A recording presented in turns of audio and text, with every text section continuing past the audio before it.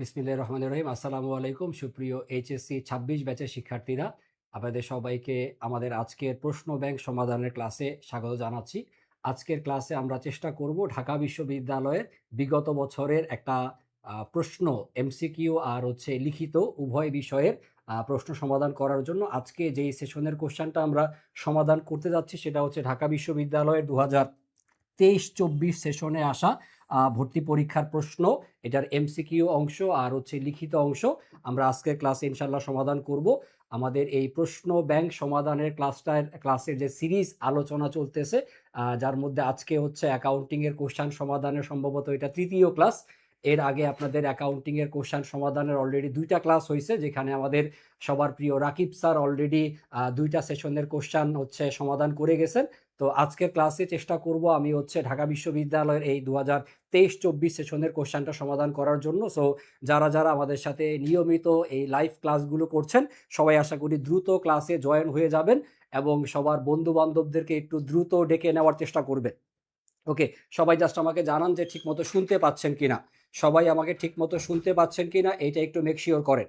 সবাই আমাকে ঠিকঠাক মতো শুনতে পাচ্ছি কিনা এবং সবাই যার যার বন্ধু বান্ধবদেরকে একটু দ্রুত ডেকে নেই।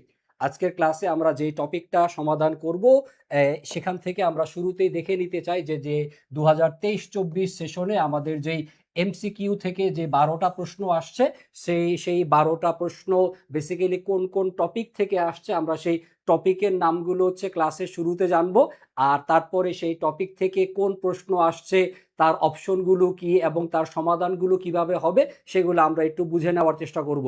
সবাই জাস্ট আমাকে জানান যে ঠিকমতো আমাকে সবাই শুনতে পাচ্ছেন কিনা এবং সবাই প্রত্যেকের বন্ধু বান্ধবদেরকে একটু দ্রুত ক্লাসের মধ্যে ডেকে নিয়ে আসেন।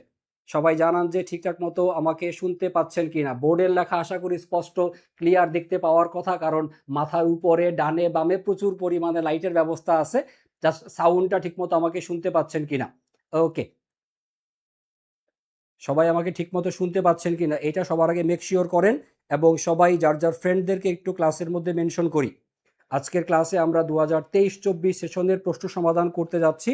এই প্রশ্নটা আপনাদের ভর্তি পরীক্ষার মোটামুটি কোন কোন টপিক থেকে অ্যাকাউন্টিংয়ে প্রশ্ন আসে সেই টপিকগুলো বুঝতে আপনাদেরকে সহযোগিতা করবে বলে আমার কাছে মনে হয়।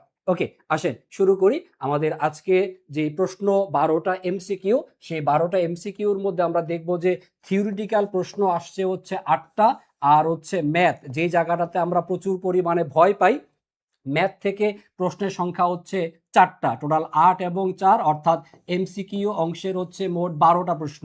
এমসিকিউর 12টা প্রশ্নের মধ্যে খেয়াল করবেন আপনার অনুপাত বিশ্লেষণ এই টপিক থেকে থিওরিটিক্যাল প্রশ্ন যেমন আসছে, তার পাশাপাশি অনুপাত বিশ্লেষণ থেকে কিন্তু একটা ম্যাথও আমাদের পরীক্ষাতে আসছে। তারপরে খেয়াল করে দেখেন অবচয় টপিক থেকে একটা থিওরিটিক্যাল প্রশ্ন আসছে, অবচয় টপিক থেকে একটা ম্যাথমেটিক্যাল প্রশ্ন আসছে। খেয়াল করেন আমি যে প্রশ্নের 12টা সিকোয়েন্স দেখানোর চেষ্টা করতেছি, এখানে যে লাইনগুলো নীল কালার দিয়ে লেখা আছে এগুলো হচ্ছে অঙ্ক অর্থাৎ ম্যাথ। কোশ্চেন নাম্বার 31, কোশ্চেন 33, 34, 35 এই 4টা হচ্ছে আমাদের ম্যাথ। সো ম্যাথ আসছে কোন কোন টপিক থেকে? অবচয় থেকে ম্যাথ দেখতে পাচ্ছি, অনুপাত বিশ্লেষণের ম্যাথ দেখতে পাচ্ছি আমরা কয়টা? 2টা অনুপাত বিশ্লেষণের ম্যাথ। আর একটা প্রশ্ন আসছে হচ্ছে একতরফা দাখিলা পদ্ধতি থেকে।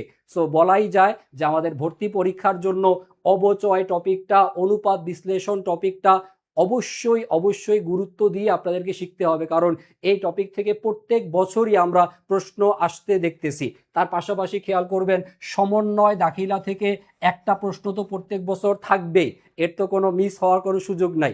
সমন্বয় দাখিলা থেকে প্রশ্ন ছিল ওই বছরে 2টা। আর হচ্ছে হিসাব বিজ্ঞানের নীতিমালা থেকে প্রশ্ন আসছে, উৎপাদন ব্যয় হিসাব থেকে আসছে হচ্ছে প্রশ্ন। আরেকটা খুব সহজ টপিক বাট প্রায় বছর ইউনিভার্সিটি পরীক্ষাতে আসতে দেখা যাচ্ছে, সেই টপিকটার নাম হচ্ছে বিলম্বিত মুনাফা জাতীয় ব্যয়। সো এই মোট 12টা এমসিকিউ আমরা ক্লাসে সবাই মিলে সমাধান করব। সবাই যদি আমাকে ঠিকঠাক মতো শুনতে পেয়ে থাকেন, আসেন আমরা আমাদের ক্লাসের আলোচনা শুরু করে দিতে চাই। শুরুতেই কোশ্চেন নাম্বার 25। কোশ্চেন নাম্বার 25 এটা হচ্ছে আমাদের অ্যাকাউন্টিং এর প্রথম প্রশ্ন, কারণ আমাদের বাংলা থেকে যে প্রশ্ন আসে 1 থেকে 12 হচ্ছে বাংলা, তারপরে হচ্ছে 13 থেকে 24 পর্যন্ত হচ্ছে ইংরেজি। ইংরেজিতে কিন্তু স্যার পাস করা লাগবে, ইংরেজির 12টা এমসিকিউতে আপনাকে পাস নাম্বার 5 তুলতে হবে। আর আসেন এবার অ্যাকাউন্টিং এর কোশ্চেন নাম্বার 25 থেকে আমরা আলোচনা শুরু করে দিই। যারা যারা ক্লাসে জয়েন করছেন, সুব্রত, বৈদ্য, তারপরে সুমাইয়া বিনতে কামাল, তারপরে হচ্ছে শারমিন আক্তার মিম, প্রবিশ, সূত্রধর। ওকে, আসেন সবাই একটু ফ্রেন্ডদেরকে মেনশন করে দিয়েন যাতে ক্লাসটা সবাই মিলে যেন দেখতে পারি। আসেন প্রথম প্রশ্ন, কোশ্চেন নাম্বার 25, অন্য সব কিছু অপরিবর্তিত থাকলে নিচের কোন লেনদেনটি চলতি অনুপাতে কোনো প্রভাব ফেলবে না? অর্থাৎ চলতি অনুপাত প্রভাবিত হবে না বা চলতি অনুপাতের কোনো পরিবর্তন হবে না, চলতি অনুপাতে কোনো প্রভাব হবে না বা চলতি অনুপাতের কোনো পরিবর্তন হবে না। এটা হচ্ছে প্রথম প্রশ্ন আমাদের। তো শুরুতে জেনে নেই যে চলতি অনুপাতের বেসিক্যালি সূত্রটা কি। চলতি অনুপাতের সূত্র আমরা জানি যে চলতি সম্পত্তি আর ডিভাইডেড বাই হচ্ছে চলতি দায়। সো চলতি অনুপাতে যদি কোনো প্রভাব না ফেলে বা চলতি অনুপাত যদি পরিবর্তন না হয়, এই ক্ষেত্রে জাস্ট দুইটা কথা মাথায় রাখেন, তাহলে আপনি অ্যান্সার বের করাটা খুব সহজ। প্রথম কথা যেটা, সেটা হচ্ছে আপনার উপরের যে উপাদানটা অর্থাৎ চলতি সম্পত্তি, চলতি সম্পত্তির পরিমাণটা একবার বৃদ্ধি পাবে, চলতি সম্পত্তির পরিমাণটা একবার হ্রাস পাবে যে লেনদেনের মাধ্যমে, অথবা নিচের যে উপাদানটা অর্থাৎ চলতি দায় এর পরিমাণ যদি চলতি দায় বৃদ্ধি পায় অথবা চলতি দায় হ্রাস পায় যে লেনদেনের মাধ্যমে, এই দুইটা ঘটনা ঘটবে, সেটাই হবে হচ্ছে আমাদের পরীক্ষার কোশ্চেনের অ্যান্সার। চলতি সম্পত্তির হ্রাস বৃদ্ধি অথবা চলতি দায়ের হ্রাস বৃদ্ধি। ওকে, খেয়াল করে এখানে যে অপশনগুলো দেওয়া আছে এখান থেকে আমাদের সঠিক উত্তর যেটা হওয়ার কথা সেটা হচ্ছে অপশন নাম্বার ডি। খেয়াল করেন ডি নাম্বার অপশনটাকে কেন আমরা উত্তর নিব। ডি নাম্বার অপশনে বলা আছে ব্যবসায়িক মজুদ, যেটা একটা চলতি সম্পত্তিকে নির্দেশ করে। এই ব্যবসায়িক মজুদ পণ্য নগদে বিক্রয় করা হয়েছে, এখানে নগদ অন্য আরেকটা চলতি সম্পত্তিকে নির্দেশ করতেছে। তাহলে ব্যবসায়িক মজুদ যদি আপনি নগদে বিক্রয় করেন তাহলে ব্যবসায়িক মজুদ নামক চলতি সম্পত্তির পরিমাণ হ্রাস পাবে, অপরদিকে নগদে বিক্রয়ের ফলে নগদ নামক চলতি সম্পত্তির পরিমাণ বৃদ্ধি পাবে। ব্যবসায়িক মজুদ পণ্য নগদে বিক্রয়ের ফলে চলতি সম্পত্তির বৃদ্ধি, চলতি সম্পত্তির হ্রাস। যত টাকা বাড়ছিল ঠিক তত টাকাই আপনি কমায় দিলেন, এর ফলে চলতি অনুপাতের কোনো প্রভাব হবে না বা কোনো পরিবর্তন হবে না। সঠিক উত্তর হবে হচ্ছে অপশন নাম্বার ডি। বাকি যে অপশনগুলো দেওয়া আছে খেয়াল করেন, দীর্ঘমেয়াদী ঋণ, এটা চলতি অনুপাতকে কোনোভাবেই প্রভাবিত, চলতি অনুপাতের মধ্যে তো স্যার দীর্ঘমেয়াদী ঋণ আসবে না। নগদে স্থায়ী সম্পত্তি, এটাও চলতি অনুপাতের মধ্যে বিবেচ্য বিষয় না। বি নাম্বার অপশনে কনফিউশন পড়তে পারি, বাট বি নাম্বার অপশনে বলা আছে বিবিধ পাওনাদারকে নগদে আপনি প্রদান করছেন।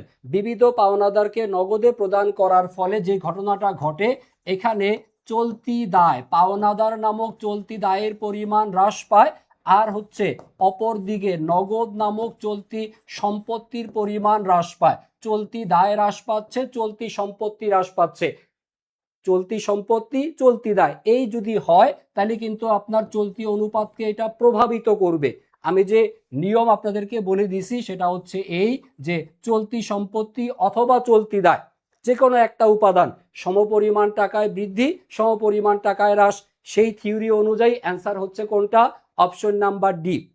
এই রকমের আরও কিছু লেনদেন আমি একটু বোর্ডে লিখে দিচ্ছি, আপনারা যদি সম্ভব হয় যার যার খাতার মধ্যে একটু লিখে নিন, কারণ এই টাইপের প্রশ্ন মাঝে মধ্যেই পরীক্ষাতে আসতে দেখা যায়।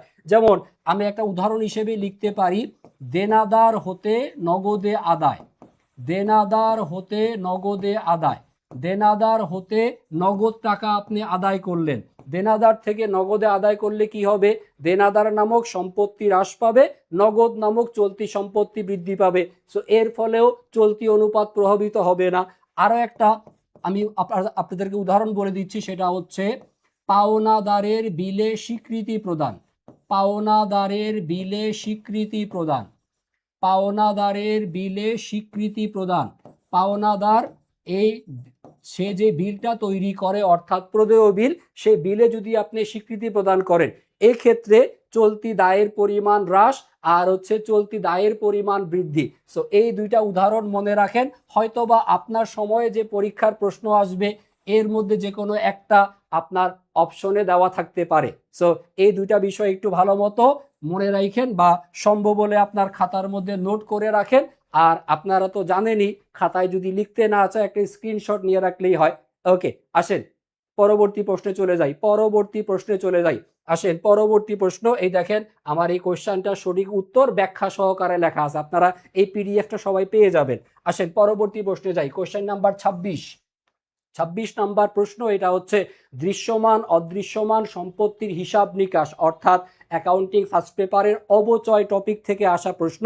দেখেন এখানে বলে দেওয়া আছে যে নিচের কোন বর্ণনাটি স্থায়ী সম্পদের সঠিক ব্যাখ্যা প্রদান করে।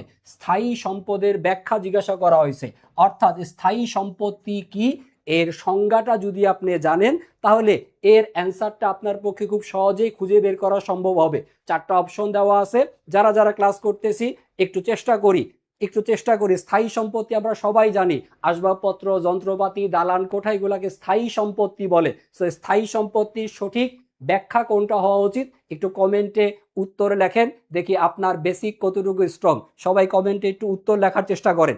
ওকে, হুমায়রা আফরিন, ক্লাস খুব মিস করেন। ক্লাস মিস করার দরকার নাই, ইনশাল্লাহ ক্লাস নিয়মিত পাবেন। স্যার 25 নাম্বার বলছে প্রভাব ফেলবে না, তাইলে এ নাম্বার হয়। স্যার প্রভাব ফেলবে না হচ্ছে ডি নাম্বার অপশনে। ডি নাম্বার অপশনটা সঠিক উত্তর। সুমাইয়া বিনতে কামাল, প্রভাব ফেলবে না কোনটা খেয়াল করেন। প্রভাব ফেলবে না হচ্ছে যে চলতি সম্পত্তির হ্রাস, চলতি সম্পত্তির বৃদ্ধি, এটা চলতি অনুপাতকে প্রভাব ফেলবে না। আর বাকি সবগুলার ফলে কিন্তু প্রভাবিত হবে। বাকি এ বি সি 3 জায়গাতে প্রভাবিত হবে। আর ডি নাম্বার অপশনে হচ্ছে প্রভাব ফেলবে না, এজন্য সঠিক উত্তর হচ্ছে ডি নাম্বার অপশন। ওকে, কোশ্চেন নাম্বার 26 পড়তেছিলাম আমরা। স্থায়ী সম্পদের সঠিক ব্যাখ্যা চাচ্ছি আমরা। ওকে, স্থায়ী সম্পদের সঠিক ব্যাখ্যা হচ্ছে এই যে স্থায়ী সম্পত্তির আয়ুষ্কাল সাধারণত কি হয়, দীর্ঘ হয়ে থাকে। আমরা 5, 7, 10 বছরের জন্য আসবাবপত্র বা যন্ত্রপাতি ক্রয় করে থাকি এবং যার ভবিষ্যৎ আর্থিক মূল্য থাকে এবং যেটা আমরা বিশেষ করে পুনরায় বিক্রয়ের উদ্দেশ্যে ক্রয় করি নাই। এটা পুনরায় বিক্রয় করা আমাদের উদ্দেশ্য না। উদ্দেশ্য কি? উদ্দেশ্য হচ্ছে স্থায়ী সম্পত্তিটা আমাদের প্রতিষ্ঠানে কি করা, ব্যবহার করা। আমরা পুনরায় বিক্রয়ের উদ্দেশ্যে যেটা ক্রয় করি সেটা হচ্ছে পণ্যদ্রব্য, আর যেটা আমরা ব্যবহারের উদ্দেশ্যে ক্রয় করি সেটা হচ্ছে আমাদের স্থায়ী সম্পত্তি। সো সঠিক উত্তর হবে হচ্ছে option number D. Question number 26-এর সঠিক উত্তর হবে হচ্ছে অপশন নাম্বার ডি। আশা করি সবাই বুঝতে পারছেন। একটু কমেন্টে উত্তর লিখে রাখেন, তাহলে আপনার জন্য বোঝাটা সুবিধাজনক হবে যে আপনি যে বুঝতে পারছেন। এটা কমেন্টে উত্তর লিখলে আমি বুঝতে পারলাম যে আমি আপনাদেরকে বুঝাইতে সক্ষম হয়েছি। অপশন নাম্বার ডি হচ্ছে স্থায়ী সম্পদের সঠিক ব্যাখ্যা। ওকে, আসেন পরবর্তী প্রশ্নে যাই। পরবর্তী প্রশ্ন কোশ্চেন নাম্বার 27, মোস্ট ইম্পর্টেন্ট প্রশ্ন ফ্রম সমন্বয় দাখিলা টপিক থেকে। এই যে অনুপার্জিত আয়, এটাকে সমন্বয় দাখিলা মানে সমন্বয় করার ফলে কি প্রভাব হয়, এই প্রশ্নটা স্যার ঢাকা বিশ্ববিদ্যালয় কমপক্ষে 5 থেকে 6 বার এখন পর্যন্ত আসছে। অন্যান্য যে কোনো বিশ্ববিদ্যালয়ের ভর্তি পরীক্ষার প্রশ্ন আপনি খুলে দেখেন, অনুপার্জিত আয়ের সমন্বয় প্রত্যেকটা ইউনিভার্সিটির পরীক্ষাতে একাধিকবার করে আসছে। সো অনুপার্জিত আয় কিভাবে শিখবো আমরা, খেয়াল করে দেখেন। অনুপার্জিত আয় এর অন্য নাম কি? অনুপার্জিত আয়ের অন্য নাম আমরা বলতে পারি হচ্ছে অনার্জিত রাজস্ব। অর্থাৎ যে রাজস্বটা বা যে আয়টা এখনো আমাদের অর্জিত হয় নাই। অর্থাৎ আমরা আয় বাবদ টাকা যদি অগ্রিম পেয়ে থাকি, অগ্রিম প্রাপ্ত আয়, যে আয়ের টাকা অর্জিত হওয়ার পূর্বে আপনি অগ্রিম পাইছেন, এটাকে অনুপার্জিত আয় বলা হয়ে থাকে। তাহলে অনুপার্জিত আয় যেটা অর্জিত হয় নাই, আয় যদি অর্জিত না হয় তাহলে সেটাকে আমরা কি হিসেবে চিহ্নিত করব? দায়। কোন ধরনের দায়? চলতি দায়। মনে রাখেন, অনুপার্জিত আয় কোন ধরনের হিসাব? দায়বাচক হিসাব। তাহলে অনুপার্জিত আয় যখন আমরা বছরের শুরুতে বা হিসাবকাল শুরুতে অগ্রিম আয় বাবদ টাকাটা পাই, তখন আমরা এই অনুপার্জিত আয়কে চলতি দায় হিসেবে লিপিবদ্ধ করে থাকি। তারপরে যখন বছর শেষ হয়ে যায়, বছর শেষ হলে এই অনুপার্জিত আয়ের একটা অংশ আমাদের কি হয়? অর্জিত হয়। আমাদের অনুপার্জিত আয়ের একটা অংশ হিসাবকাল শেষে কি হবে? অর্জিত হবে। সো যখন আয়টা অর্জিত হবে, কখন? হিসাবকাল শেষে আয় অর্জিত হলে আমাদের এই আয়ের পরিমাণটা কি হবে? বৃদ্ধি পাবে। আয় বছরের শেষে অর্জিত হলে আয়ের পরিমাণ বৃদ্ধি, আর এই যে আমাদের দায় যেটা বছরের শুরুতে ছিল, এই দায়ের পরিমাণটা কি হবে? হ্রাস পেয়ে যাবে। অর্থাৎ এই দায়টা পরিবর্তন হয়ে কিসে রূপান্তরিত হচ্ছে? আয়ে রূপান্তরিত হচ্ছে। সো অনুপার্জিত আয়কে সমন্বয় করা হলে আয়ের পরিমাণ বৃদ্ধি পায়, দায়ের পরিমাণ হ্রাস পায়। সো এর জন্য প্রয়োজনীয় সমন্বয় দাখিলা যেটা হবে, সমন্বয় দাখিলাটা হবে হচ্ছে এই যে অনুপার্জিত আয় যেটা দায়বাচক হিসাব, এইটা হবে ডেবিট, আর হচ্ছে সংশ্লিষ্ট আয় হিসাব এইটা হয়ে যাবে হচ্ছে ক্রেডিট। অনুপার্জিত আয় হিসাব ডেবিট, এর ফলে দায়ের পরিমাণ হ্রাস পাবে, এবং আয় হিসাব ক্রেডিট, যার ফলে আমাদের আয়ের পরিমাণ বৃদ্ধি পাবে। কখন? সমন্বয় দাখিলা দেওয়া হলে। সো সঠিক উত্তর পাচ্ছি আমরা এ নাম্বার অপশনে। দায়ের পরিমাণকে হ্রাস করে, রাজস্ব আয়ের পরিমাণকে বৃদ্ধি করে। সো আমরা শিখলাম অনুপার্জিত আয় এটাকে প্রাথমিকভাবে আমরা স্বাভাবিক নিয়মে কি হিসাবে লিপিবদ্ধ করি? এটাকে স্বাভাবিক নিয়মে আমরা দায় হিসেবে চিহ্নিত করি। সমন্বয় দাখিলা যদি না দেওয়া হয়, সমন্বয় দাখিলা না দেওয়া হলে, শিখে রাখেন এই বিষয়টাও, সমন্বয় না করা হলে কি হবে? সমন্বয় না করা হলে, সমন্বয় না করা হলে আমাদের দায় হিসাবে টাকার পরিমাণ দেখাবে বেশি এবং আয়ের পরিমাণকে দেখাবে কম। সমন্বয় না করা হলে দায়কে দেখাবে বেশি, আয়কে দেখাবে কম। আর হিসাবকাল শেষে বা বছরের শেষে সমন্বয় দাখিলা প্রদানের ফলে দায়ের পরিমাণ হ্রাস পাবে, আয়ের পরিমাণ বৃদ্ধি পাবে। দায় হ্রাস পেলে দায় হিসাব হবে ডেবিট, এবং আয়ের পরিমাণ বৃদ্ধি পেলে আয় হিসাব হবে হচ্ছে ক্রেডিট। আশা করি ক্লিয়ার সবার কাছে। এখান থেকে 3 টাইপের প্রশ্ন আসতে পারে আপনার পরীক্ষায়। প্রথম প্রশ্ন, অনুপার্জিত আয় কোন ধরনের হিসাব? অনুপার্জিত আয় হচ্ছে চলতি দায়। সেকেন্ড প্রশ্ন, অনুপার্জিত আয়কে সমন্বয় না করা হলে কি হবে? সমন্বয় না করা হলে দায়কে বেশি দেখানো হবে, আয়কে কম দেখানো হবে। লাস্ট প্রশ্ন, যেটা অনেকগুলো ইউনিভার্সিটির পরীক্ষাতে আসছে, অনুপার্জিত আয়কে সমন্বয় করলে দায়ের পরিমাণ হ্রাস, আয় বা রাজস্বের পরিমাণ বৃদ্ধি। আশা করি ক্লিয়ার সবার কাছে। আসেন এবার পরবর্তী প্রশ্ন দেখব, কোশ্চেন নাম্বার 28।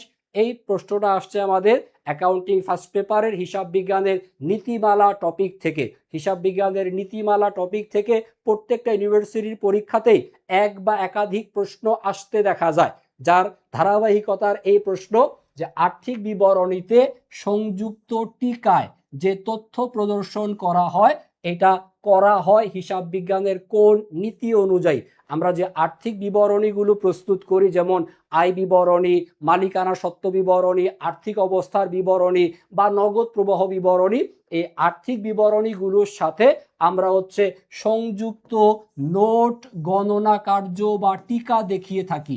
আর্থিক বিবরণীতে সংযুক্ত নোট অথবা আর্থিক বিবরণীতে সংযুক্ত গণনা কার্য, যে আমরা অবচয়ের যে ধার্য করলাম, যন্ত্রপাতির ওপর অবচয় ধার্য করলাম, অবচয়ের ক্যালকুলেশনটা কিভাবে করা হয়েছে সে গণনা কার্যটা টিকা আকারে দেখানো। আমাদের হিসাব বিজ্ঞানে আমরা আর্থিক বিবরণীতে কোন কোন নীতির প্রয়োগ করছি সেটাকে টিকা আকারে দেখানো। আর এই টিকা আকারে দেখানো হয় কোন নীতি অনুযায়ী? হিসাব বিজ্ঞানের পূর্ণ প্রকাশ নীতি অনুযায়ী। পূর্ণ প্রকাশ নীতি হচ্ছে সঠিক উত্তর। আর এই পূর্ণ প্রকাশ নীতির অন্য আরেকটা বাংলা নাম আছে, সেটা একটু শিখে রাখতে পারেন, সেটা হচ্ছে দৃষ্টিগোচর করানোর নীতি। দৃষ্টিগোচর করানোর নীতি, দৃষ্টিগোচর করানোর নীতি। দৃষ্টিগোচর মানে হচ্ছে দেখানো, চোখে আঙ্গুল দিয়ে দেখানো। পূর্ণ প্রকাশ নীতির অন্য নাম দৃষ্টিগোচর করানোর নীতি। বেসিক্যালি এই পূর্ণ প্রকাশ নীতি অনুযায়ী আমরা যে নোট, গণনা কার্য ও টিকা এই যে অংশটা করি, এই অংশটা বেসিক্যালি করা হয় আমাদের হিসাব বিজ্ঞান তথ্যের যারা বহিস্থ ব্যবহারকারী, হিসাব বিজ্ঞান তথ্যের যারা বহিস্থ বা বাহ্যিক ব্যবহারকারী, external user of accounting information, এই বহিস্থ ব্যবহারকারীদের বোধগম্য হওয়ার সুবিধার্থে, যাতে বহিস্থ ব্যবহারকারীরা আর্থিক বিবরণীটা খুব সহজেই বুঝতে পারে, তাদের বুঝার সুবিধার্থে এই জিনিসগুলো আমরা নোট বা টিকা আকারে প্রকাশ করি কোন নীতি অনুযায়ী? পূর্ণ প্রকাশ নীতি অনুযায়ী। হিসাব বিজ্ঞানের পূর্ণ প্রকাশ নীতি অনুযায়ী আরও কয়েকটা গুরুত্বপূর্ণ কাজ করা হয়, যার মধ্যে একটা কাজের নাম একটু শিখে রাখেন, সেটা হচ্ছে ব্যাংক মিলকরণ বিবরণী। ব্যাংক মিলকরণ বিবরণী আমরা প্রস্তুত করা শিখে আসছি। অ্যাকাউন্টিং ফার্স্ট পেপারে ছিল ব্যাংক মিলকরণ বিবরণী, পাস বইয়ের জের আর নগদান বইয়ের জেরকে মিল করা। এই ব্যাংক মিলকরণ বিবরণী এইটা প্রস্তুত করা হয় কোন নীতি অনুযায়ী? পূর্ণ প্রকাশ নীতি অনুযায়ী। তাহলে আর্থিক বিবরণীতে সংযুক্ত নোট, গণনা কার্য, টিকা, ব্যাংক মিলকরণ বিবরণী এগুলো করা হয় কোন নীতি অনুযায়ী? পূর্ণ প্রকাশ নীতি অনুযায়ী। আরেকটা তথ্য দিয়ে রাখি, সেটা হচ্ছে আপনারা ক্লাস 9-10 মধ্যে শিখছেন, জাবেদা লেখা শিখছেন না? যে কর্মচারীদের বেতন দেওয়া হলো, বেতন হিসাব ডেবিট, নগদান হিসাব ক্রেডিট। স্যার জাবেদা লেখার পরে নিচে ব্র্যাকেট দিয়ে জাবেদায় ব্যাখ্যা লিখতেন, মনে আছে? খুব বিরক্তিকর একটা কাজ জাবেদার মধ্যে ব্যাখ্যা লেখা। এই যে জাবেদার মধ্যে যে আমরা ব্যাখ্যা লিখি, এই জাবেদায় ব্যাখ্যা প্রদান করা হয় কোন নীতি অনুযায়ী? জাবেদায় ব্যাখ্যা প্রদান করা হয় পূর্ণ প্রকাশ নীতি অনুযায়ী। জাবেদায় ব্যাখ্যা প্রদান করা হবে পূর্ণ প্রকাশ নীতি অনুযায়ী। তাহলে প্রশ্ন একটা ছিল, একাধিক তথ্য আপনারা শিখে রাখার সুযোগ পাচ্ছেন, কারণ এটাই যে পরীক্ষাতে আসবে এমন না, এই রিলেটেড যে কোনো প্রশ্ন পরীক্ষাতে আসতে পারে। সো যখন একটা টপিক শিখবেন, ওই টপিকের যা যা আছে সবগুলো বিষয় যদি আপনি শিখে রাখতে পারেন, তাহলে আপনার শেখাটা পূর্ণাঙ্গ হলো। আশা করি বুঝতে পারছি, আশা করি বুঝতে পারছি। ওকে, একজন প্রশ্ন করছেন, এসকে সাকিব খান ৩,৮০০ টাকা ম্যানেজ হয়েছে, ভর্তি হইতে কি পারবেন? স্যার আর খুব বেশি না, আপনি ভর্তি হওয়া থেকে আর মনে হয় কত 200 টাকা পিছনে আছেন। একটু চেষ্টা করেন আমাদের কাস্টমার সার্ভিসে একটু মেসেজ দিয়ে রাখতে, দেখেন ওনারা যদি দয়া পরবশ হয় তাহলে একটু কম রাখলেও রাখতে পারে। আর যদি সম্ভব হয় আর 200 টাকা কষ্ট করে জোগাড় করে ফেলেন। 3800 টাকা যে জোগাড় করতে পারে তার জন্য 200 টাকা আশা করি খুব একটা কঠিন কিছু হওয়ার কথা না। ওকে, আসেন আমরা পরবর্তী প্রশ্নে যাই। পরবর্তী প্রশ্ন কোশ্চেন নাম্বার 29, সমন্বয় দাখিলা থেকে আসা আরো একটা প্রশ্ন। এসকে সাকিব খান, আপনি কাস্টমার সাপোর্টে মেসেজ দিয়ে রাখেন, আমি ইনশাল্লাহ ক্লাস শেষে আপনার ব্যাপারে একটু রিকোয়েস্ট করার চেষ্টা করব, দেখি ভাইয়ারা আপনাকে ভর্তি রাখে কিনা। আচ্ছা আসেন পরবর্তী প্রশ্ন দেখি সবাই।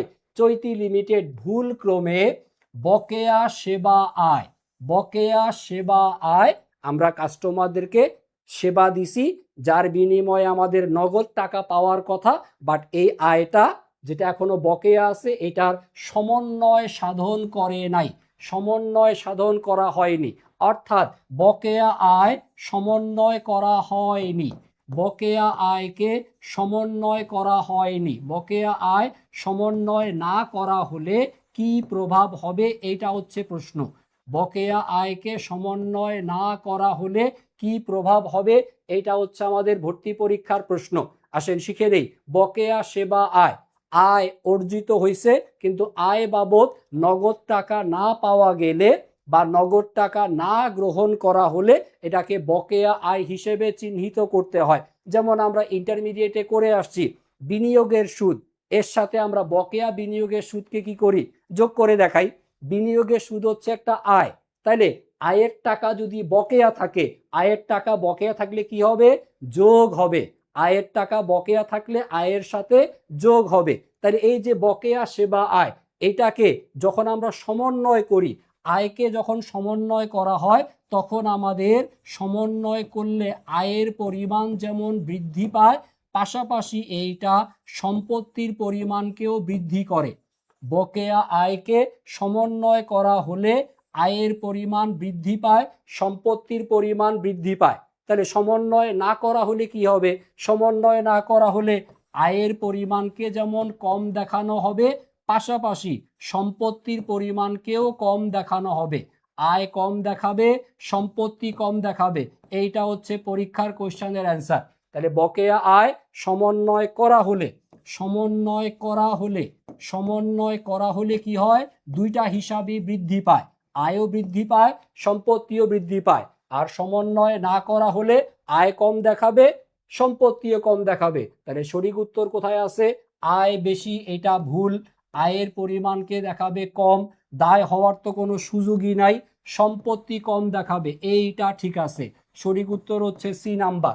আর মুনাফার পরিমাণ নাকি বেশি দেখাবে। দেখি তো এইটা ঠিক আছে কিনা। দেখেন, সমন্বয় না করা হলে আয়ের পরিমাণকে কি দেখাচ্ছে? কম। সমন্বয় না করা হলে আয়ের পরিমাণ কম হয়। আয়ের পরিমাণ কম হলে মুনাফার পরিমাণও কি হবে? কম হবে। আয় কম হলে মুনাফার পরিমাণও কম হবে। তাহলে সঠিক উত্তর হচ্ছে অপশন নাম্বার সি, সম্পত্তির পরিমাণকে কম দেখাবে। আর এখানে আয় বেশি না বলে আয় কম বললে সঠিক উত্তর হতে পারত। তাহলে আমরা বকেয়া আয় সম্পর্কিত সমন্বয় দাখিলাও শিখে নিলাম। বেসিক্যালি আপনার সমন্বয় দাখিলা প্রধানত হচ্ছে 4 প্রকার। একটা হচ্ছে অগ্রিম প্রদত্ত ব্যয় বা অগ্র প্রদত্ত ব্যয়, যেটা সম্পত্তি এবং ব্যয় হিসাবকে প্রভাবিত করে। 2 নাম্বারটা হচ্ছে অনুপার্জিত আয়, যেটা হচ্ছে দায় এবং আয় হিসাবকে প্রভাবিত করে। 3 নাম্বার বকেয়া আয়, এইটা প্রভাবিত করে আয় হিসাবকে এবং সম্পত্তি হিসাবকে। আর সবার শেষে হচ্ছে বকেয়া ব্যয়। বকেয়া ব্যয় এটা হচ্ছে দায় হিসাব এবং ব্যয় হিসাবকে প্রভাবিত করে। সো এই 4টা সমন্বয় দাখিলা থেকে ম্যাক্সিমাম ইউনিভার্সিটির পরীক্ষাতে প্রশ্ন আসে। সো এই সমন্বয় দাখিলার যে বেসিক আলোচনা, এইটা শেখার জন্য ইনশাল্লাহ পেইড ব্যাচের যে ক্লাস হবে সেখানে আমরা সমন্বয় দাখিলা টপিকের উপরে একাধিক ক্লাস নিব এবং প্রশ্ন সমাধান টাইপের ক্লাস থাকবে, যেখানে আপনারা কেন এটা উত্তর, কেন এটা উত্তর না, ইনশাল্লাহ ভালো মতো শিখতে পারবেন। বাট আপাতত বকেয়া আয়ের যে সমন্বয় দাখিলাটা শিখলাম, এতটুকু ভালো মতো বুঝতে পারছেন কিনা আমাকে জানান। ওকে স্যার, সারাদিন ক্লাস বাদে এক্সট্রা কি পড়বেন? সারাদিন ক্লাস করা বাদ দিয়ে এক্সট্রা হচ্ছে আপনি ছেলে না মেয়ে দেখি তো, সারা শেখ, সারা শেখ সারাদিন ক্লাস বাদ দিয়ে বাকি সময়টা হচ্ছে বাসার কাজে আপনার মাকে হেল্প করবেন। আপনার মা রান্না বান্নার কাজে সারাদিন রান্নাঘরে প্রচুর পরিশ্রম করে, তাকে এতে হেল্প করতে পারেন। আপনি হচ্ছে শাকসবজি তরি তরকারি তাকে কেটে দিতে পারেন, হাঁড়ি পাতিল বা থালা বাসন এগুলো মেজে দিতে পারেন। এটা করলে আপনার আম্মু খুশি হয়ে আপনার জন্য দোয়া করবে। আর অবসর সময়ে আপনি হচ্ছে আমাদের এই ক্লাসগুলো করবেন। আর বাকি সময়টা লেখাপড়ার দরকার নাই, মাকে বাসার কাছে হেল্প করেন, তাইলে ইনশাল্লাহ চান্স হয়ে যাবে। ওকে, কারণ ক্লাসের পর আমরা ক্লাসেই শেষ করাই দিচ্ছি, আপনি বাকি সময়টা মাকে হেল্প করেন। আসেন পরবর্তী প্রশ্ন দেখি সবাই। পরবর্তী প্রশ্ন কোয়েশ্চেন নাম্বার 30। রূপান্তর ব্যয় বলতে কি বোঝানো হয়? রূপান্তর ব্যয় এর ইংরেজি নাম হচ্ছে কনভার্সন কস্ট। ইংরেজি নাম হচ্ছে কনভার্সন কস্ট। কনভার্ট করা, কনভার্ট করা কিসে কিসে কনভার্ট করা, কাকে কনভার্ট করা? আমাদের যেটা র ম্যাটেরিয়াল বা কাঁচামাল, আমাদের যে কাঁচামাল থাকে এই কাঁচামালকে আমরা রূপান্তর করি। র ম্যাটেরিয়াল বা কাঁচামাল, র ম্যাটেরিয়াল বা কাঁচামাল থেকে আমরা যে পণ্য উৎপাদন করি, উৎপাদিত পণ্য, উৎপাদিত পণ্য, র ম্যাটেরিয়াল থেকে উৎপাদিত পণ্য। র ম্যাটেরিয়াল যেমন উদাহরণস্বরূপ বললাম হচ্ছে কাপড়। কাপড় থেকে আপনি কি তৈরি করবেন? কাপড় থেকে সে ফর এক্সাম্পল আপনি হচ্ছে শার্ট তৈরি করবেন। তাহলে কাপড় থেকে কি তৈরি করতেছেন? শার্ট তৈরি করতেছেন। তাহলে র ম্যাটেরিয়াল বা কাঁচামাল থেকে পণ্যদ্রব্য উৎপাদন করতে গিয়ে, র ম্যাটেরিয়াল বা কাঁচামাল থেকে পণ্যদ্রব্য উৎপাদন করতে গিয়ে কাঁচামাল ব্যতীত, কাঁচামাল বাদে অন্যান্য যে খরচগুলো হয় তার সমষ্টিকে বলে হচ্ছে রূপান্তর ব্যয়। তাহলে রূপান্তর ব্যয় কি জিনিস? রূপান্তর ব্যয়ে আমরা কাঁচামাল বাদ দিয়ে কাঁচামালকে পণ্যদ্রব্যে রূপান্তর করতে যেই খরচগুলো হয়, কি কি খরচ হয়? কাঁচামাল বাদ দিলে আমাদের খরচ থাকে হচ্ছে প্রত্যক্ষ শ্রম বা প্রত্যক্ষ মজুরি। প্রত্যক্ষ শ্রম বা মজুরি লাগবে। আর কি লাগবে? আর লাগবে হচ্ছে আমাদের কারখানার উপরি ব্যয়। কারখানার উপরি ব্যয় বা যার অন্য নাম আপনি উৎপাদন উপরি ব্যয়ও বলতে পারেন।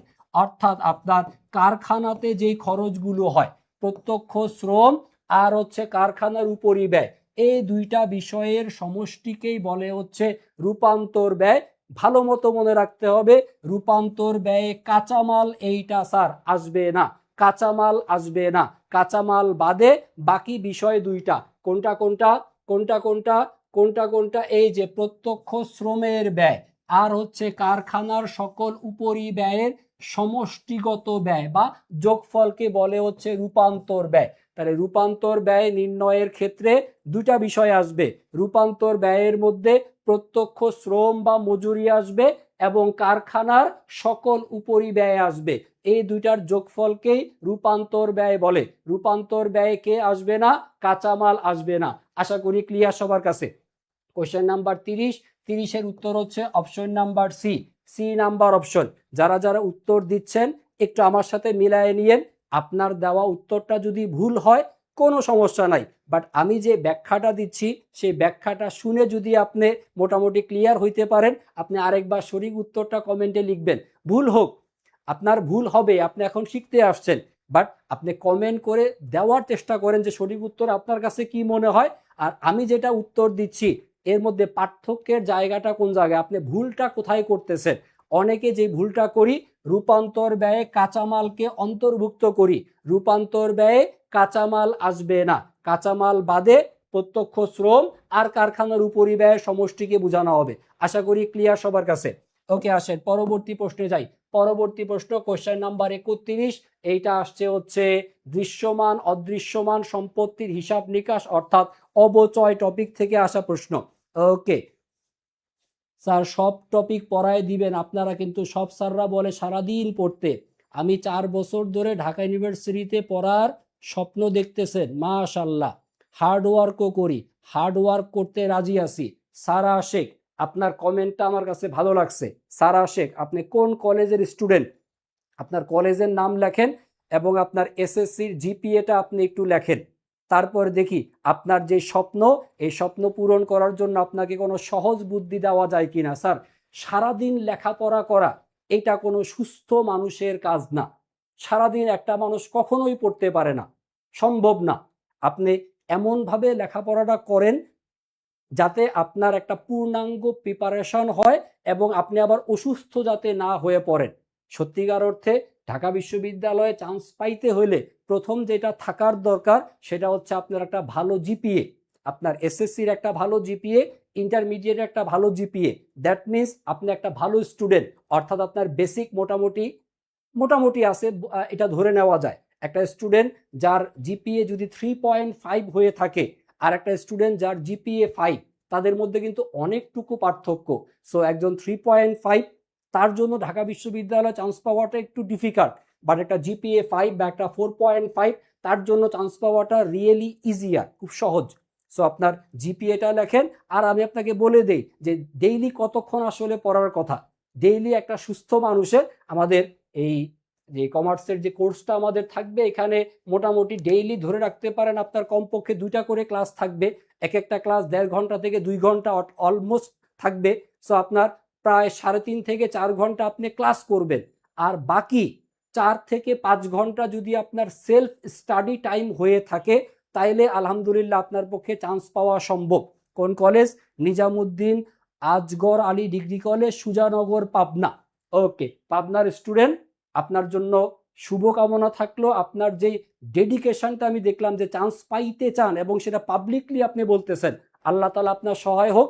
আপনি জাস্ট মনোযোগ সহকারে আমাদের ক্লাসগুলো করবেন আর প্রতিদিন কমপক্ষে 4 থেকে 5 ঘন্টা মনোযোগ দিয়ে পড়বেন। মনোযোগ দিয়ে পড়বেন, মনোযোগ দিয়ে পড়বেন। পড়ার সময় আল্লাহর ওয়াস্তে মোবাইলটা বন্ধ করে রাখবেন। মোবাইল বন্ধ করে যদি আপনি 4 থেকে 5 ঘন্টা মনোযোগ দিয়ে পড়তে পারেন তাহলে ইনশাল্লাহ আপনার পক্ষে চান্স পাওয়া সম্ভব। 4.5 আপনার জিপিএ, ডেফিনেটলি আপনি চান্স পাওয়ার মতো একটা পর্যায়ে আছেন। এখন বাকি সময়টুকু আগামী 3 মাস জাস্ট সিরিয়াসলি আমাদের ক্লাসগুলো করেন, ইনশাল্লাহ চান্স পেয়ে যাবেন। আসেন পরবর্তী কোশ্চেন সমাধান করি। এই প্রশ্নের মধ্যে আমাদেরকে লাভ ক্ষতির পরিমাণ কত এইটা নির্ণয় করতে বলা আছে। এটা হচ্ছে সরল রৈখিক পদ্ধতির একটা প্রশ্ন যেখানে লাভ ক্ষতির পরিমাণ নির্ণয় করতে বলা আছে। সবাই খুব মনোযোগ দেই, কারণ এই টাইপের প্রশ্ন আপনাকে ফেস করতে হবে পরীক্ষার হলে। এই রকমের লাভ ক্ষতি নির্ণয়ের অঙ্ক অসংখ্য ইউনিভার্সিটি পরীক্ষাতে আসছে। প্রথম কথা হচ্ছে, লাভ ক্ষতি যদি আপনাকে নির্ণয় করতে বলে, আপনি সবার প্রথমে যেটা বের করবেন সেটা হচ্ছে স্যার সম্পত্তির বহিমূল্য। বহিমূল্য ইংরেজি নাম হচ্ছে বুক ভ্যালু। বহিমূল্য এইটা আপনি সবার আগে নির্ণয় করবেন। বহিমূল্য বের করার সূত্র ইন্টারমিডিয়েটে অনেকে পড়ে আসছেন। বহিমূল্য বের করার সূত্র হচ্ছে সম্পত্তির যেটা ক্রয় মূল্য, এখান থেকে আমরা সম্পত্তির উপর মোট ধার্যকৃত অবচয় অর্থাৎ পুঞ্জীভূত অবচয়ের পরিমাণকে বিয়োগ করব বা বাদ দিব। ক্রয় মূল্য থেকে কি বাদ দিবেন? পুঞ্জীভূত অবচয়কে বাদ দিবেন। তাহলে কি আসবে? বহিমূল্য। আসেন আমরা এবার প্রশ্ন পড়ি আর এখানে আসেন মান বসানোর চেষ্টা করি।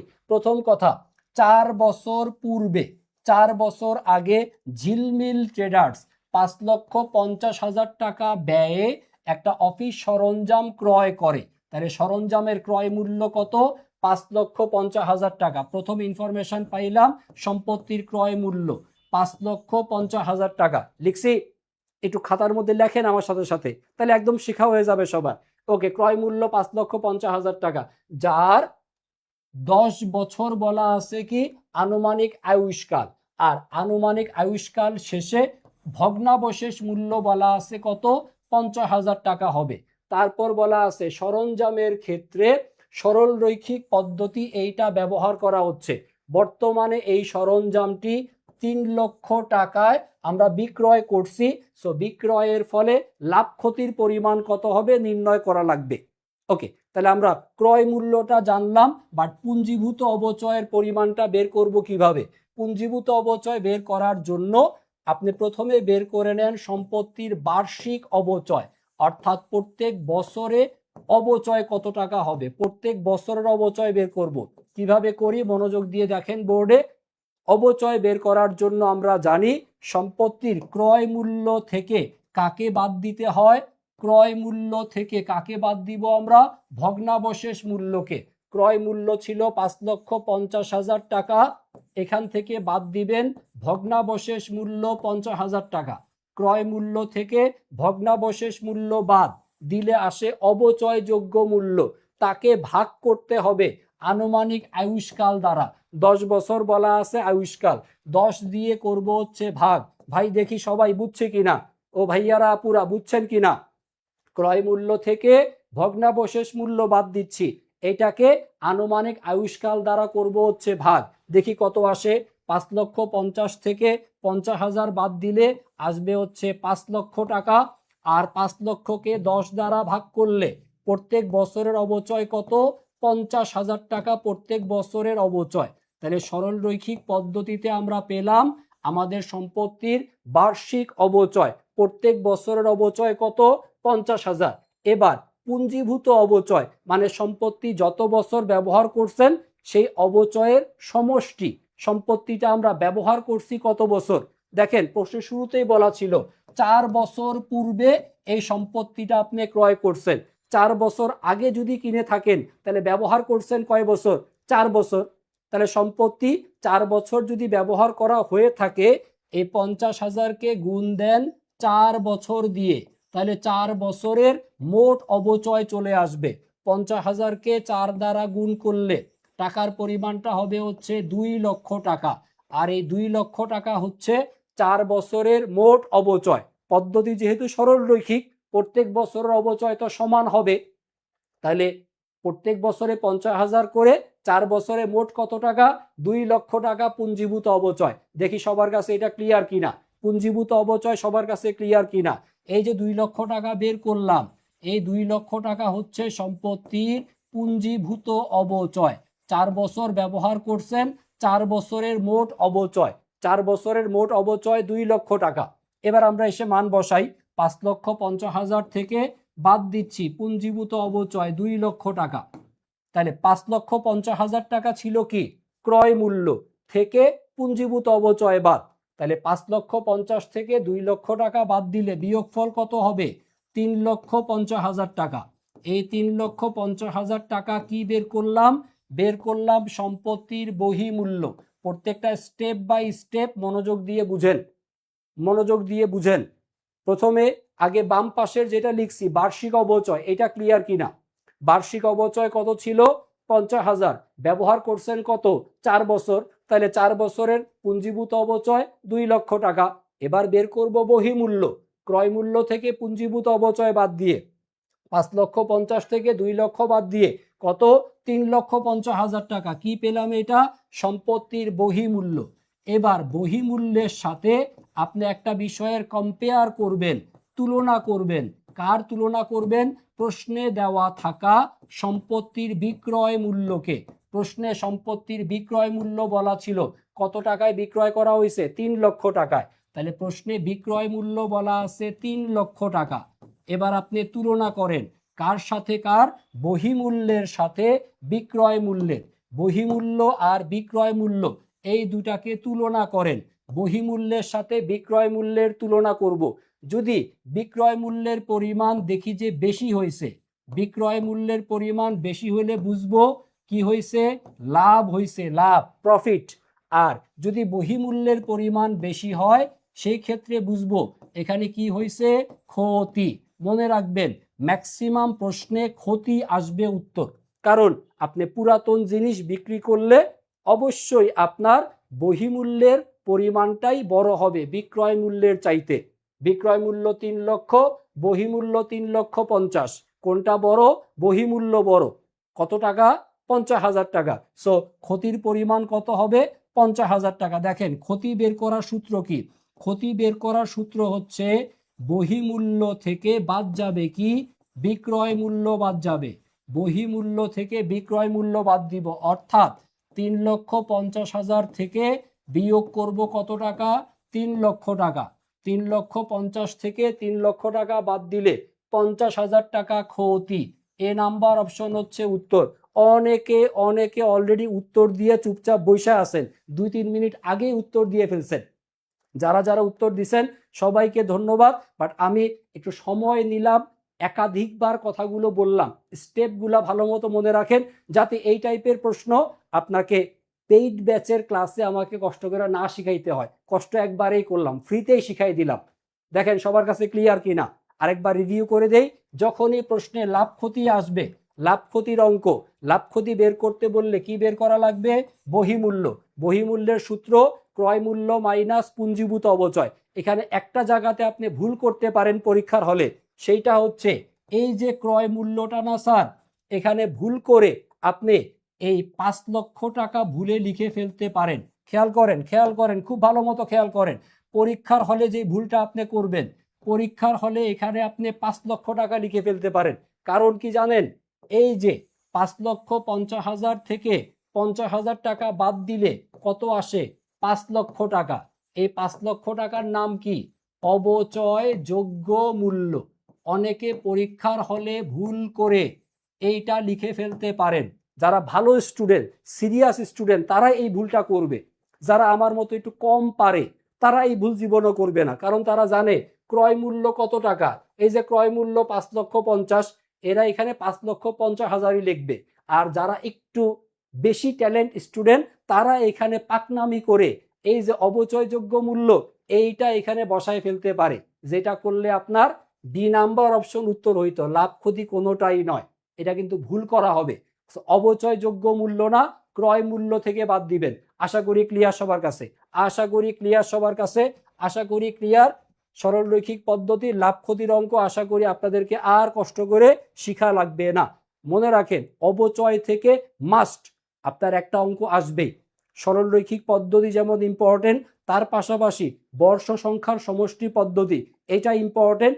আর হচ্ছে ক্রমহ্রাসমান জের পদ্ধতি থেকে মাঝে মধ্যে প্রশ্ন আসে, বাট সরলরৈখিক পদ্ধতির লাভ ক্ষতি নির্ণয় এবং বর্ষ সংখ্যা সমষ্টি পদ্ধতির অবচয় নির্ণয়, এই দুইটা টপিকের প্রশ্ন আপনাদের জন্য ভেরি ভেরি ইম্পর্টেন্ট। আজকে আমরা সরলরৈখিক শিখে ফেললাম, ইনশাল্লাহ অন্য কোনো দিন সুযোগ পেলে বর্ষ সংখ্যার সমষ্টি এটাও ইনশাল্লাহ আমরা শিখিয়ে ফেলবো আপনাদের। ওকে স্যার আসে, স্যার ক্লাস বাদে সারাদিন revision, question solve, lecture sheet পাই নাই, সব কিছু পড়তে পারছি না, আপনাকে জিজ্ঞাসা করলাম। স্যার আসে আপনি আপাতত একটু রেস্ট করেন, ইন্টারমিডিয়েট পরীক্ষা শেষ করছেন, এখন যে ফ্রি ক্লাসগুলো হচ্ছে ক্লাসগুলো করতে থাকেন, নিজেকে মানসিকভাবে প্রস্তুত করেন। ইনশাল্লাহ আমাদের যখন পেইড ব্যাচের ক্লাস শুরু হবে তখন একটা লম্বা জার্নি করা যাবে। খুব বেশি চিন্তা করেন না, খুব বেশি স্বপ্ন দেখার দরকার নাই, যেটা হওয়ার এমনিতেই হবে। যদি আপনার স্বপ্ন থাকে ঢাকা বিশ্ববিদ্যালয়ে চান্স পেয়ে থাকার, আপনি যদি আমাদের কমার্স হান্টার্স সি ইউনিটের কমপ্লিট কোর্স, এই কোর্সটাতে যদি ভর্তি হয়ে থাকেন, আর যদি আমাদের এই যে যতগুলো মেন্টর আছে এই প্রত্যেকটা মেন্টরের কাছ থেকে শুধু দোয়া চাবেন যে স্যার আমার জন্য জাস্ট একটু দোয়া করবেন, স্যার আমাদের এখানে যতজন টিচার আপনি দেখতে পাচ্ছেন এদের মধ্যে যে কোনো একজন যদি আপনার জন্য শুক্রবার দিন জুম্মার নামাজ পড়ে দুহাত তুলে বলে যে আল্লাহ তুমি সারা শেখরে চান্স পাওয়ায় দাও, আপনি ইনশাল্লাহ এমনি চান্স পেয়ে যাবেন। টেনশন নেওয়ার কোনো দরকার নাই। চান্স পাওয়ার জন্য যত বুদ্ধি পরামর্শ কিভাবে পড়তে হবে পেইড ব্যাচের ক্লাস ইনশাল্লাহ বলবো আপনাদেরকে। সো যারা যারা এখনো ভর্তি হন নাই দ্রুত এনরোল করে নেন, কারণ এইখানে যা আপনি পাচ্ছেন এটা বাংলাদেশের মধ্যে একটা শ্রেষ্ঠ কোর্স এই বছর আসছে ইনশাল্লাহ। এটা আল্লাহ তাআলার রহমত আপনাদের জন্য যে এতগুলো সিনিয়র টিচার যারা হচ্ছে বিগত সময়ে অফলাইনে পড়িয়ে অভ্যস্ত তারা আপনাদেরকে অনলাইনে সার্ভিস দিচ্ছে। আপনি অনলাইনে যখন ক্লাস করবেন মনে হবে যে আপনার বড় ভাই আপনার সামনে দাঁড়িয়ে আপনাকে হাতে কলমে পড়াটা বুঝাই দিচ্ছেন, এবং অসংখ্য পরিমাণে লাইভ ক্লাস থাকবে, রেগুলার পরীক্ষার ব্যবস্থা থাকবে, এবং সবগুলো পাবলিক বিশ্ববিদ্যালয়ের প্রস্তুতি ইনশাল্লাহ একটা কোর্সে হয়ে যাবে। জাস্ট আপনি এনরোল হয়ে থাকেন আর পরিশ্রম করার মানসিকতাটা রাখেন, ইনশাল্লাহ ঢাকা বিশ্ববিদ্যালয়ের ক্যাম্পাসে আপনাদের সাথে আমাদের দেখা হবে। আসেন পরবর্তী প্রশ্ন সমাধান করি আমরা। কোয়েশ্চেন নাম্বার 32, সবাই কোয়েশ্চেন নাম্বার 32 দেখব। এখানে বলা আছে কালান্তিক মজুদ পদ্ধতি। কালান্তিক বা কালীন মজুদ পদ্ধতিতে ক্রয় বিক্রয় কোম্পানির খতিয়ানে নিচের কোন হিসাব থাকে না? কালান্তিক পদ্ধতিতে যে হিসাবটা থাকবে না।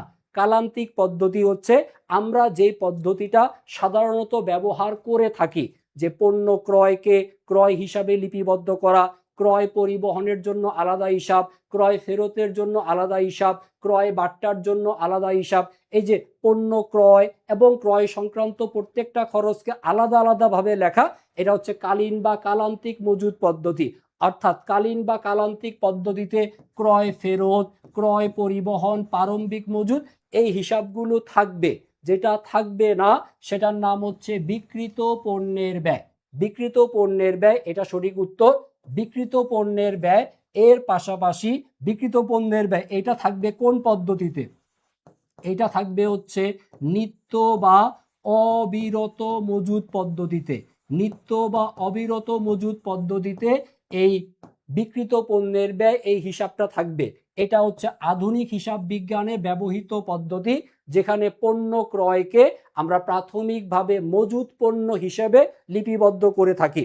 বিক্রিত পণ্যের ব্যয়ের পাশাপাশি এখানে হচ্ছে সমন্বিত ক্রয়, বিক্রিত পণ্যের ব্যয়, তারপরে সমন্বিত ক্রয়, তারপরে হচ্ছে সমাপনী মজুদ পণ্য, এই হিসাবগুলো পাওয়া যাবে কোথায়?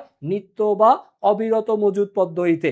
আপনার ইন্টারমিডিয়েটে অ্যাকাউন্টিং সেকেন্ড পেপার 8 নাম্বার চ্যাপ্টারে মজুদ পণ্যের হিসাব রক্ষণ পদ্ধতি আশা করি পড়ে আসছেন।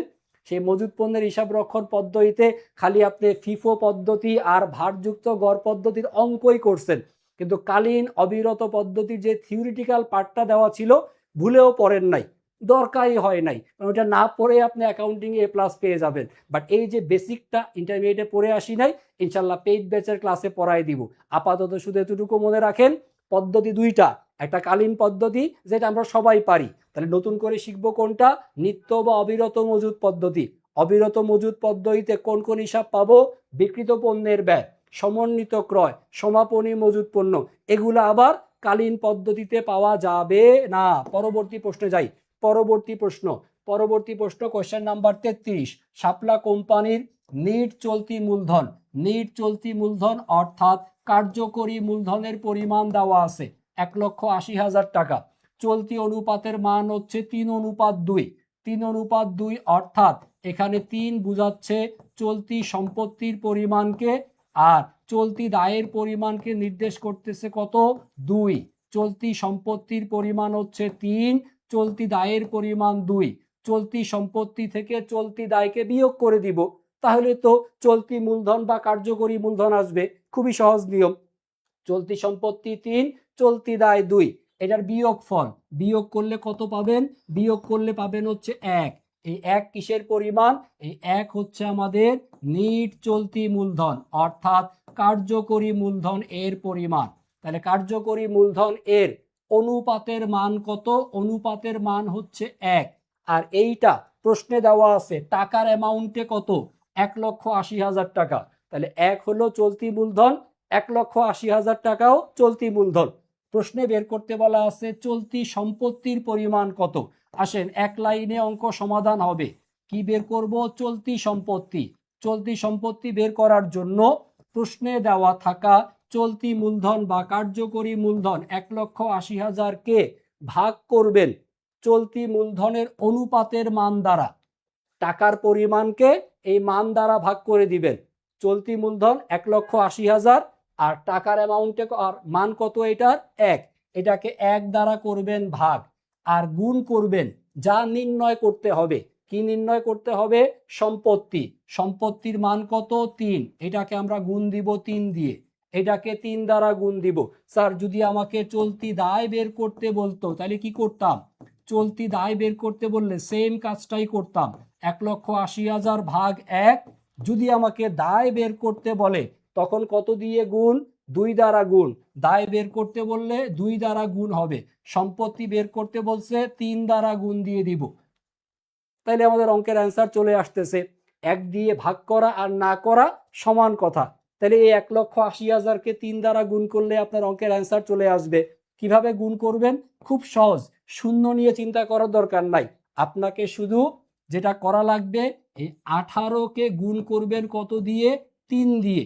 18-কে 3 দ্বারা গুণ করলে, আমি সম্ভবত 2 দিন আগে একটা লাইভ ক্লাস দিয়েছিলাম ফ্রি, সেখানে বলছিলাম আপনাদেরকে নামতা পড়ার জন্য। মনে আছে কিনা সবার? নামতা পড়তে বলছিলাম। নামতা 1 থেকে শুরু করে 20-এর ঘর পর্যন্ত নামতা পড়ে ফেলেন, তাহলে আপনার ক্যালকুলেশন অনেক সহজ হয়ে যাবে। 18-কে 3, 3 18 কত? 3 18 হচ্ছে 54। কিভাবে? আসেন এখানে হাতে কলমে গুণ করার চেষ্টা করেন। 3 8, 3 8 24, 24-এর 4, হাতে রইল 2, 3 1 3, 3 আর 2 কত হইল? 5। দেখেন 54। তাহলে 18-কে 3 দিয়ে গুণ করলে আসে কত? 54। লিখে ফেলবেন 54। আর শূন্য কয়টা? 1 2 3 4। 54 সামনে 4টা শূন্য বসাবেন, তাইলে আপনার উত্তর কত হয়? 5,40,000 টাকা। 5,40,000 অবশ্যই অপশনে আছে। এ নাম্বার অপশন উত্তর। এই বুঝছি সবাই? ক্লিয়ার সবার কাছে? গুণ করাটা বুঝছেন তো? গুণ করা বুঝছেন তো? নামটা পড়বেন। নামটা পড়লে পরীক্ষার হলে যেয়ে কষ্ট করে গুণ করা লাগবে না, নামটা দিয়েই আপনি মিলাইতে পারবেন। আর যদি নামটা না পড়েন, পরীক্ষার হলে আপনি এরকমের লিখে গুণ করবেন, কিচ্ছু করার নাই। স্বামী বিদেশ থাকলে যে অবস্থা হয় আর কি। ছোটবেলায় নামটা পড়ছিলেন, বড় বেলায়ও নামটা আরেকবার পড়া লাগবে। ওকে, আসেন পরবর্তী প্রশ্ন। স্যার তাহলে এই দায়ের পরিমাণটা কত দেখি তো? দায়ের পরিমাণটা কত হবে? এই যে 18-কে গুণ দিবেন কত দিয়ে? 2 দিয়ে। 18 দুগুণে কত? 36। সামনে শূন্য 4টা, তার মানে 3,60,000। 3,60,000 টাকা কি দায়ের পরিমাণ। সম্পত্তি 5,40,000। আর কোনো কনফিউশন আছে?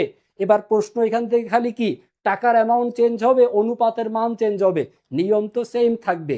সেই টাইপের প্রশ্ন আসলে একদম ক্লিয়ার হয়ে যাবে আমাদের। আশা করি আমরা মিলাইতে পারবো পরীক্ষার হলে। পরবর্তী প্রশ্ন একতরফা দাখিলা থেকে আসা। আসেন তাড়াতাড়ি করে সমাধান করি। একতরফা দাখিলা পদ্ধতির ক্ষেত্রে আপনাকে কি বের করতে বলছে? ব্যবসায়ে কত টাকা অতিরিক্ত মূলধন প্রদান করছে। অতিরিক্ত মূলধন বের করতে চাই। অতিরিক্ত মূলধন বের করার জন্য একতরফা দাখিলা পদ্ধতির যে ছক ইন্টারমিডিয়েটে আপনি পড়ে আসছেন, সেটা হচ্ছে এই ছকের বাম পাশে লিখতে হয় প্রারম্ভিক মূলধন, আর ছকের ডান পাশে লিখতে হয় হচ্ছে সমাপনী মূলধন। এবার খেয়াল করেন, প্রারম্ভিক মূলধনকে যে যে উপাদানগুলো বৃদ্ধি করে সেগুলো প্রারম্ভিক মূলধনের নিচে লিখবেন, আর যা প্রারম্ভিক মূলধনকে হ্রাস করে বা কমিয়ে দেয় তা লিখবেন সমাপনী মূলধনের পাশে। প্রারম্ভিক মূলধনকে বৃদ্ধি করে কে? প্রারম্ভিক মূলধনকে বৃদ্ধি করে হচ্ছে অতিরিক্ত মূলধন। তাহলে প্রারম্ভিক মূলধনের নিচে আসবে অতিরিক্ত মূলধন। প্রারম্ভিক মূলধনকে আর কে বৃদ্ধি করে? প্রারম্ভিক মূলধনকে বৃদ্ধি করে যে কোনো আয়। যদি প্রশ্নে দেওয়া থাকে আয় লিখবেন। প্রারম্ভিক মূলধনকে কে বৃদ্ধি করে? নিট লাভ। নিট লাভ দেওয়া থাকলে এইটা এই প্রারম্ভিক মূলধনের পাশে লিখবেন। এবার প্রারম্ভিক মূলধনকে যা হ্রাস করে, কি কি বিষয় হ্রাস করতে পারে? উত্তোলন। উত্তোলন প্রারম্ভিক মূলধন থেকে কি হয়? বাদ যায়। উত্তোলন লিখব সমাপনীর পাশে। যে কোনো ব্যয় বা খরচ যদি প্রশ্নে দেওয়া থাকে আলাদা করে সেটা লিখবেন। আর হচ্ছে নিট ক্ষতি, এইটাও প্রারম্ভিক মূলধনকে কি করে? হ্রাস করে। এই হচ্ছে আমাদের একতরফা দাখিলা পদ্ধতির ছক। মনে রাখার সহজ বুদ্ধি। বামে হচ্ছে প্রারম্ভিক আর ডাইনে হচ্ছে প্লাস্টিক না, ডাইনে হচ্ছে সমাপনী মূলধন। ওস্তাদ বায়ে প্লাস্টিক, ও ওস্তাদ বায়ে কোনটা, ডান পাশে কোনটা, সমাপনী মূলধন। আর বাম পাশে কোনটা, প্রারম্ভিক মূলধন। বামে হচ্ছে প্রারম্ভিক, ডানে হলো সমাপনী। প্রারম্ভিক রে যেগুলো বৃদ্ধি করে সেগুলো প্রারম্ভিকের পাশে, অতিরিক্ত মূলধন, আয়, নিট লাভ। প্রারম্ভিক রে যেটা হ্রাস করে সেটা লিখবো সমাপনীর পাশে, উত্তোলন, ব্যয় অথবা নিট ক্ষতি। এবার মান বসান, তাইলে আপনার অঙ্কের অ্যান্সার মিলে যাবে। খেয়াল করি অঙ্কের মধ্যে কি কি দেওয়া আছে আর কি কি মান বসাইতে হবে। প্রারম্ভিক মূলধন 70,000 টাকা, প্রারম্ভিক মূলধনের মান লিখবো 70,000। তারপরে বলা আছে সমাপনী মূলধন 1,30,000, সমাপনী মূলধন 1,30,000। বলা আছে নিট ক্ষতির পরিমাণ, নিট ক্ষতি কি করে, প্রারম্ভিক মূলধনকে হ্রাস করে, সো সমাপনীর পাশে বসবে। নিট ক্ষতির পরিমাণ কত, 40,000 টাকা। আর কি বলা আছে, উত্তোলনের পরিমাণ, উত্তোলন প্রারম্ভিক মূলধনকে হ্রাস করে, সো প্রারম্ভিকের উল্টা পাশে বসবে, সমাপনীর পাশে। কত, 50,000 টাকা। কি বের করতে বলছে, অতিরিক্ত মূলধন। এই অতিরিক্ত মূলধনের সামনে খালি বাক্স আঁকেন, এই অতিরিক্ত মূলধনের মান আপনি খুঁজে বের করবেন। এবার যোগ বিয়োগ করেন, মিলে যাবে। খেয়াল করি 1,30,000 আর 50 কত হয়, 1,80,000। 1,80,000 আর 40, 1,80,000 আর 40 হচ্ছে 2,20,000 টাকা। 2,20,000 টাকা। দুই পাশের যোগফল অবশ্যই সমান হইতে হবে। এই পাশে লেখেন 2,20,000। এবার বিয়োগ করেন, 2,20,000 থেকে 70,000 যদি বাদ দেই তাহলে টাকার পরিমাণ হবে কত, 1,50,000 টাকা। সো অতিরিক্ত মূলধনের মান হবে 1,50,000 টাকা। দেওয়া আছে এ নাম্বার অপশনে, এ নাম্বার অপশনে। দেখেন আমি ছক একে বুঝাই দিলাম, এইটা চাইলে আপনি সূত্র দিয়ে করতে পারেন, বাট সূত্র শেখার আগে বেসিক নিয়মটা আপনি শিখেন, কার সাথে কার সম্পর্ক, কোনটা কোনটা যোগ হবে। সমাপনী মূলধনের সাথে উত্তোলন যোগ হবে, নিট ক্ষতি যোগ হবে। প্রারম্ভিকের সাথে অতিরিক্ত মূলধন যোগ হবে, নিট লাভ যোগ হবে। এবার যেটা বের করতে বলবে জাস্ট বিয়োগ করলেই অ্যান্সার মিলে যাবে। এই দেখেন আমাদের এই কোশ্চেনটা আমরা ব্যাখ্যা যেটা দিছি, এই দেখেন ব্যাখ্যাতে আমি কিন্তু সূত্র দিয়ে করাইছি আপনাদের। দেখেন অতিরিক্ত মূলধন কোনটা কোনটা যোগ, সমাপনী মূলধন, উত্তোলন আর হচ্ছে নিট ক্ষতি, এই তিনটাকে যোগ দিছি। আর কাকে বিয়োগ করছি, প্রারম্ভিক মূলধন। তাইলে অঙ্কের অ্যান্সার চলে আসতেছে। এইটা শর্টকাট, বাট এই শর্টকাট শেখার আগে আপনি হচ্ছে এই যে বেসিক সূত্রটা, এই ফরম্যাটটা, এইটা একটু ভালো মতো বুঝেন। মুখস্থ করার কিছু না, বুঝার বিষয়। বুঝলে আপনি সূত্র নিজে নিজেই আবিষ্কার করতে পারবেন। Luca de Pacioli debit credit নির্ণয়ের পদ্ধতি আবিষ্কার করে গেছে, আপনি না হয় একতরফা কিছু সূত্র আবিষ্কার করলেন, বাট আগে বেসিকটা ক্লিয়ার হন, তাইলে আপনার জন্য যে কোনো অঙ্ক একতরফা মিলানো সহজ হয়ে যাবে। আসেন পরবর্তী কোশ্চেনে যাই। Question number 35। এখানে আপনাকে বের করতে বলছে কোম্পানির শেয়ার প্রতি আয় কত হবে। শেয়ার প্রতি আয় নির্ণয় করা লাগবে। আসেন শেয়ার প্রতি আয় নির্ণয় করার জন্য প্রশ্নে যা যা বলা আছে, কর পূর্ববর্তী মুনাফার পরিমাণ 7 লক্ষ টাকা এবং আয়করের পরিমাণ 2,10,000 টাকা দেখানো আছে। সো শুরুতেই আমরা কর পূর্ববর্তী মুনাফা, কর দেওয়ার আগের যে মুনাফা অর্থাৎ 7 লক্ষ টাকা, এখান থেকে আমরা যত টাকা আয়কর প্রদান করেছি সেই আয়করের টাকাকে বিয়োগ করে দিব, 2,10,000 টাকা। তাহলেই আমরা পাবো যে কর দেওয়ার পর, আয়কর দেওয়ার পর আমাদের মুনাফার পরিমাণ কত হয়। কর পরবর্তী মুনাফা, কর পরবর্তী মুনাফা, অথবা প্রশ্নে যদি শুধু নিট লাভ বলে দেওয়া থাকে, শুধু নিট লাভ মানে হচ্ছে কর পরবর্তী মুনাফা। প্রশ্নে কর পূর্ব ছিল, আয়কর বাদ দিয়ে কর পরবর্তী মুনাফা পাচ্ছি কত, 4,90,000, 4,90,000। এই যে কর পরবর্তী মুনাফা, এখান থেকে সবার আগে লভ্যাংশ দিব অগ্রাধিকার শেয়ার হোল্ডারদের। সো অগ্রাধিকারের লভ্যাংশটা বাদ দিবেন, বাকি টাকাটা আপনার বন্টন হবে কাদের মধ্যে, সাধারণ শেয়ার হোল্ডারদের মধ্যে। তাহলে আপনার অঙ্ক খুব সহজেই মিলে যাবে। নিট মুনাফা বের করার পর অগ্রাধিকার লভ্যাংশ খোঁজেন, কোথায় দেওয়া আছে প্রশ্নে, কোম্পানি তার অগ্রাধিকার শেয়ারের উপর 50,000 টাকা লভ্যাংশ ঘোষণা করছে। সো অগ্রাধিকার লভ্যাংশ হচ্ছে 50,000, এটাকে বিয়োগ দেন, 50,000 টাকা অগ্রাধিকার লভ্যাংশ। তাহলে সাধারণ শেয়ার হোল্ডারদের মধ্যে বন্টন করার জন্য লভ্যাংশ অবশিষ্ট আছে কত? 4,40,000 টাকা। এই 4,40,000 টাকা ডিস্ট্রিবিউশন হবে কাদের মধ্যে? সাধারণ শেয়ার হোল্ডারদের মধ্যে। এবার সাধারণ শেয়ারের সংখ্যা দ্বারা ভাগ করলেই অঙ্কের অ্যান্সার চলে আসবে। খুঁজি সাধারণ শেয়ার কয়টা? এই যে ডিবেঞ্চারের উপরে এত এত হাবিজাবি দরকার নাই, এইটা দেখেন, এই যে 1 লক্ষ সাধারণ শেয়ার আছে। অগ্রাধিকার শেয়ার কি, ডিবেঞ্চারের উপর কত সুদ, এই তথ্যগুলো ডিস্ট্রাকশনের জন্য, অতিরিক্ত তথ্য মাথার উপরে প্রেসার দেওয়ার জন্য। অতিরিক্ত তথ্য দরকার নাই, যেটা দরকার শুধু সেইটা ফাইন্ড আউট করি। সাধারণ শেয়ারের সংখ্যা কয়টা? 1 লক্ষ। তাহলে আমাদের বন্টনযোগ্য হচ্ছে 4,40,000। এইটা ভাগ হবে সাধারণ শেয়ারের সংখ্যা দ্বারা, তাহলেই আপনি পেয়ে যাবেন শেয়ার প্রতি আয়। শেয়ার প্রতি আয়, আসেন কাটাকাটি করি, 1 2 3 4, 1 2 3 4, তাহলে থাকে উপরে 44, নিচে 10, 10-এর মধ্যে শূন্য একটা, তার মানে এই যে 44, 44-এর এক ঘর আগে দশমিক বসবে, তাহলে সঠিক উত্তর হচ্ছে 4.4 টাকা। 4.4 সঠিক উত্তর হচ্ছে এ নাম্বার অপশন, 4.4। এটা এর আগের দিনের ফ্রি ক্লাসে পড়াইছিলাম, ঢাকা বিশ্ববিদ্যালয়ের প্রশ্ন, 4.40। আশা করি ক্লিয়ার, এটা সবার কাছে ব্যাখ্যা সহকারে করে দেওয়া আছে। আরেকবার আপনারা দেখে নিয়েন। পরবর্তী প্রশ্ন, কোশ্চেন নাম্বার 36, কোনটা বিলম্বিত মুনাফা জাতীয় খরচ? এই প্রশ্নটা ঢাকা বিশ্ববিদ্যালয়ে বিগত 5 বছরের মধ্যে 3বার আসছে।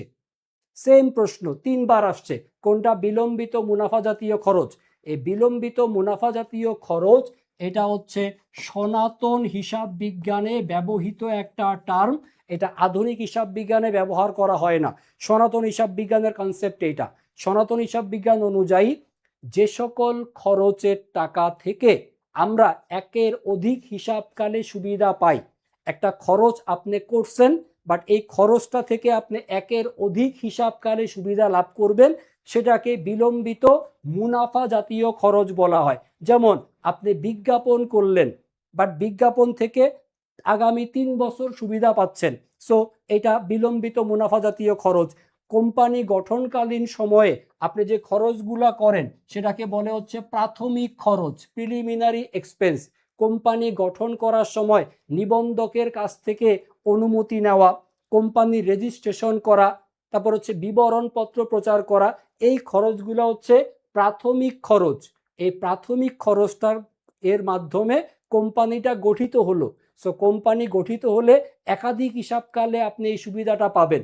সো প্রারম্ভিক খরচের টাকাকে 1 বছরে না দেখিয়ে একাধিক বছরের মধ্যে আপনি কি করবেন? বন্টন করবেন বা ভাগ করে দিবেন। এজন্যই প্রাথমিক খরচ হচ্ছে বিলম্বিত মুনাফা জাতীয় খরচ। সো প্রশ্নে যখনই বিলম্বিত মুনাফা জাতীয় খরচ জিজ্ঞাসা করবে, চোখ বন্ধ করে উত্তর দিবেন কোনটা?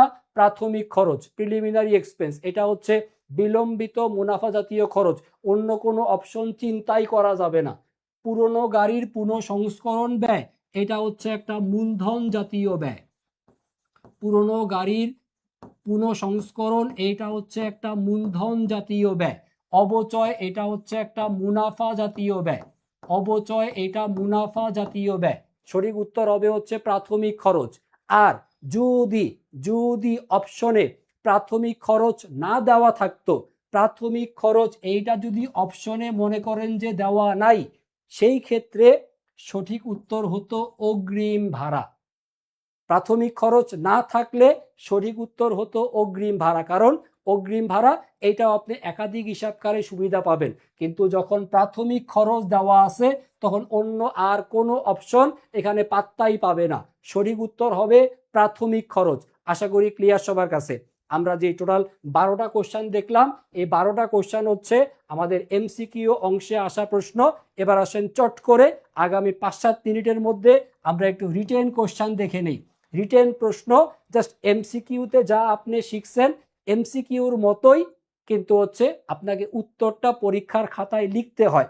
আমাদের রিটেনের প্রশ্ন আসে হচ্ছে 8টা প্রশ্নের মধ্যে দেখি 2023-24 সেশনে আমাদের থিওরিটিক্যাল প্রশ্ন ছিল 5টা, আর ম্যাথ আসছিল হচ্ছে 3টা।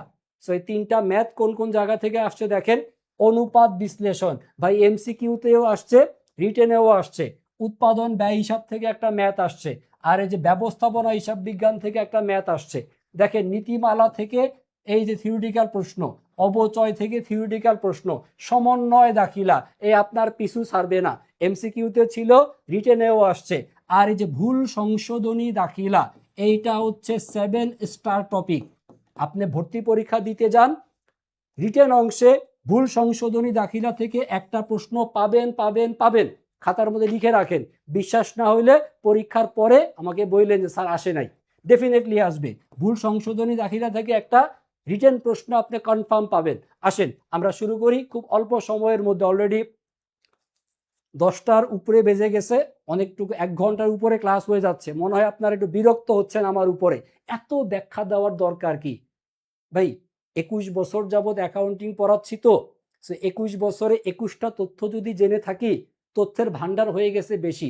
পড়াইতে আসলে কম পড়াইতে পারি না, একটু বেশি পড়াইতে হয়, আর বেশি পড়াইতে গেলে একটু সময় লেগে যায়। আর যদি আপনার কাছে মনে হয় স্যার শর্টকাট করে পড়ান, স্যার শর্টকাট করে পড়লে ঢাকা বিশ্ববিদ্যালয়ে না, গুচ্ছে চান্স পাওয়া লাগবে। যদি স্বপ্ন হয় ঢাকা বিশ্ববিদ্যালয়, একটু বেশি করে পড়ার দরকার। আর খুব বেশিক্ষণ না, সর্বোচ্চ আর 10 মিনিট সময় নিব আপনাদের কাছ থেকে। রিটেন প্রশ্নটা আপনাদেরকে বুঝাই দিচ্ছি। দেখেন রিটেনে এইরকম প্রশ্ন দেওয়া থাকবে, আর অ্যান্সারের জন্য আলাদা খাতা দেওয়া হবে আপনাকে। সেই অ্যান্সারের জন্য এরকম বক্স আঁকা দেওয়া থাকবে, বক্স এঁকে প্রশ্নের নাম্বার লিখে দেওয়া থাকবে। এই বক্সে সর্বোচ্চ 1 লাইন, ছোট্ট করে লিখলে 2 লাইন লেখা যায়। আপনাকে টু দা পয়েন্টে অ্যান্সার লিখতে হবে। দেখেন প্রথম প্রশ্নটা আসছে অনুপাত থেকে, সম্পত্তির আবর্তন অনুপাত কত? সম্পত্তির আবর্তন অনুপাত, শুধু আপনি এই যে উত্তর যেটা 0.50, এইটা আপনি পরীক্ষার খাতার মধ্যে লিখবেন। যে বক্স দেওয়া থাকবে এই বক্সের মধ্যে শুধু উত্তরটা লিখবেন। তাহলে স্যার ক্যালকুলেশনটা কোথায় করব, রাফ কোথায় করব? স্যার আপনাকে যে প্রশ্নপত্রটা দেওয়া হয়, সেই এমসিকিউর প্রশ্নপত্রের লাস্টের পৃষ্ঠায় অর্ধেকের বেশি জায়গা দেওয়া থাকে সেখানে রাফ করার জন্য। সো আপনার রিটেন কোশ্চান যেই পৃষ্ঠায় থাকবে, এমসিকিউ শেষ, রিটেনের জন্য আলাদা প্রশ্ন পাবেন। এমসিকিউ শেষ করার পরে রিটেন শুরু হবে। সো রিটেনে যদি কোনো অঙ্ক থাকে তার রাফ ক্যালকুলেশন কোথায় করবেন? এমসিকিউর প্রশ্নের লাস্টের পৃষ্ঠায়। সো আসেন রাফটা কি করতে হবে আমরা একটু বুঝে নেই। সম্পত্তি আবর্তন অনুপাত সূত্র কি? সম্পত্তি আবর্তন অনুপাতের সূত্র হচ্ছে নিট বিক্রয় আর ডিভাইডেড বাই হচ্ছে গড় মোট সম্পত্তি। গড় মোট সম্পত্তি। আসেন এখানে মানগুলো খেয়াল করি। নিট বিক্রয়ের পরিমাণ 1,75,000, নিট বিক্রয়ের পরিমাণ 1,75,000 টাকা দেওয়া আছে। নিট আয় এটার দরকার নাই। সম্পত্তির প্রারম্ভিক জের সমাপনী জের, তাহলে প্রারম্ভিক সমাপনী যোগ করে 2 দ্বারা ভাগ করে দিব। রাফ খাতা দিবে না, না রাফের জন্য খাতা হবে না, রাফ করবেন এমসিকিউ কোশ্চেনের লাস্টের পৃষ্ঠায়, সেখানে রাফ করতে পারে। প্রারম্ভিক আর সমাপনী জের কত কত টাকা? 3 লক্ষ টাকা আর হচ্ছে 4 লক্ষ টাকা। তাহলে স্যার 3 লক্ষ আর 4 লক্ষ যোগ করলে কত পাই? 7 লক্ষ। 7 লক্ষকে কি করব? 2 দ্বারা ভাগ করব। 7 লক্ষ টাকার অর্ধেক, 7 লক্ষ টাকার অর্ধেক মানে কত? 3,50,000 টাকা। এটার জন্য কি রাফ করা লাগবে? তো মুখে মুখেই পারবেন। 3 লক্ষ, 4 লক্ষ, 7 লক্ষ 2 দ্বারা ভাগ করলে 3,50,000। তার মানে আপনি এই 1,75,000কে 3,50,000 দ্বারা ভাগ করবেন। 1,75,000কে 3,50,000 দ্বারা ভাগ, কাটাকাটি করে দেখি মান কত হয় আমাদের। দেখি এখানে শূন্যগুলো কাটি, 1 2 3, 1 2 3, তাহলে থাকলো বাকি 175 আর নিচে হচ্ছে 350। 175-এর দ্বিগুণ চিন্তা করেন। 175কে ডবল যদি করেন আপনি, 175-এর ডবল, 5 দুগুণে 10-এর শূন্য, হাতে রইল 1, 7 দুগুণে 14 আর 1 15-এর 5, হাতে 1, 2 1 2, 2 আর 1 3। 175কে দ্বিগুণ করলে হয় 350। তাহলে 175 একে 175 আর 350কে কাটলে কত পান? 2। অর্থাৎ আপনার মান কত হচ্ছে? 2/1। 2/1, 2/1 ভাগ মানে কি? অর্ধেক, অর্থাৎ 0.50। সম্পত্তি আবর্তনের মান এটাকে দশমিক আকারে আপনার লিখতে হবে। আর যদি আপনাকে সম্পত্তির উপর উপার্জন হার বের করতে বলতো, উপার্জন হারের ক্ষেত্রে পার্সেন্টেজ আকারে হবে। আবর্তন বের করতে বললে দশমিকের মান বসাইতে হবে। তাহলে 2/1 দশমিকের মান কত? 0.50। পরীক্ষার হলে শুধুমাত্র এই 0.50 লিখলেই আপনি 1 নাম্বার পাবেন। আপনাকে এই বক্সের মধ্যে কোনো ক্যালকুলেশন দেখাইতে হবে না। আশা করি ক্লিয়ার এটা সবার কাছে। এবং মজার ব্যাপার হচ্ছে এই যে রিটেন কোশ্চেনটা না, এটা এর আগে ঢাকা বিশ্ববিদ্যালয়ে এমসিকিউ আসছিল, সেই এমসিকিউ অপশন ফেলে দিয়ে তারা রিটেন কোশ্চেন বানায় ফেলছে। ঢাকা ইউনিভার্সিটির স্যাররা ফাঁকিবাজ, আমরাও একটু ফাঁকিবাজি করা শিখবো। বিগত বছরের প্রশ্নগুলো পড়ে ফেললে আমাদের জন্য এই কোশ্চেনগুলো মেলানো খুব সহজ হয়ে যায়। দেখেন পরবর্তী প্রশ্ন হচ্ছে আমাদের সমন্বয় দাখিলা থেকে। রেওয়া মিলে সাপ্লাইজের খরচ দেখানো হয়েছে ৩৫০০। বছরের শুরুতে সাপ্লাইজের খরচ ৩৫০০ আর বছরের শেষে ১৫০০ টাকার সাপ্লাইজ অব্যবহৃত হাতে থাকে। তাহলে বছরের শেষে অ্যাকচুয়ালি আছে কত? ১৫০০। শুরুতে ছিল কত? ৩৫০০। ৩৫০০ টাকা আপনি সাপ্লাইজ খরচ দেখাইছেন, কিন্তু অ্যাকচুয়ালি বছরের শেষে আছে কত? ১৫০০ টাকা। তাহলে বছরের শুরুতে ৩৫০০ আর বছরের শেষে ১৫০০, মাঝখান থেকে নাই কত টাকার? নাই কত? ৩৫০০ থেকে ১৫০০ বিয়োগ করি। ৩৫০০ টাকা থেকে ১৫০০ টাকা যদি বাদ দেই কত? ২০০০। এই ২০০০ টাকার সাপ্লাইজ আমরা কি করছি? ব্যবহার করেছি। ব্যবহার, সাপ্লাইজ আমরা ব্যবহার করছি। স্যার সাপ্লাইজ মানে কি?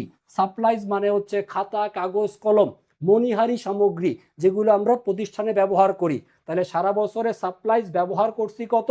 ২০০০। এর সমন্বয় জাবেদা।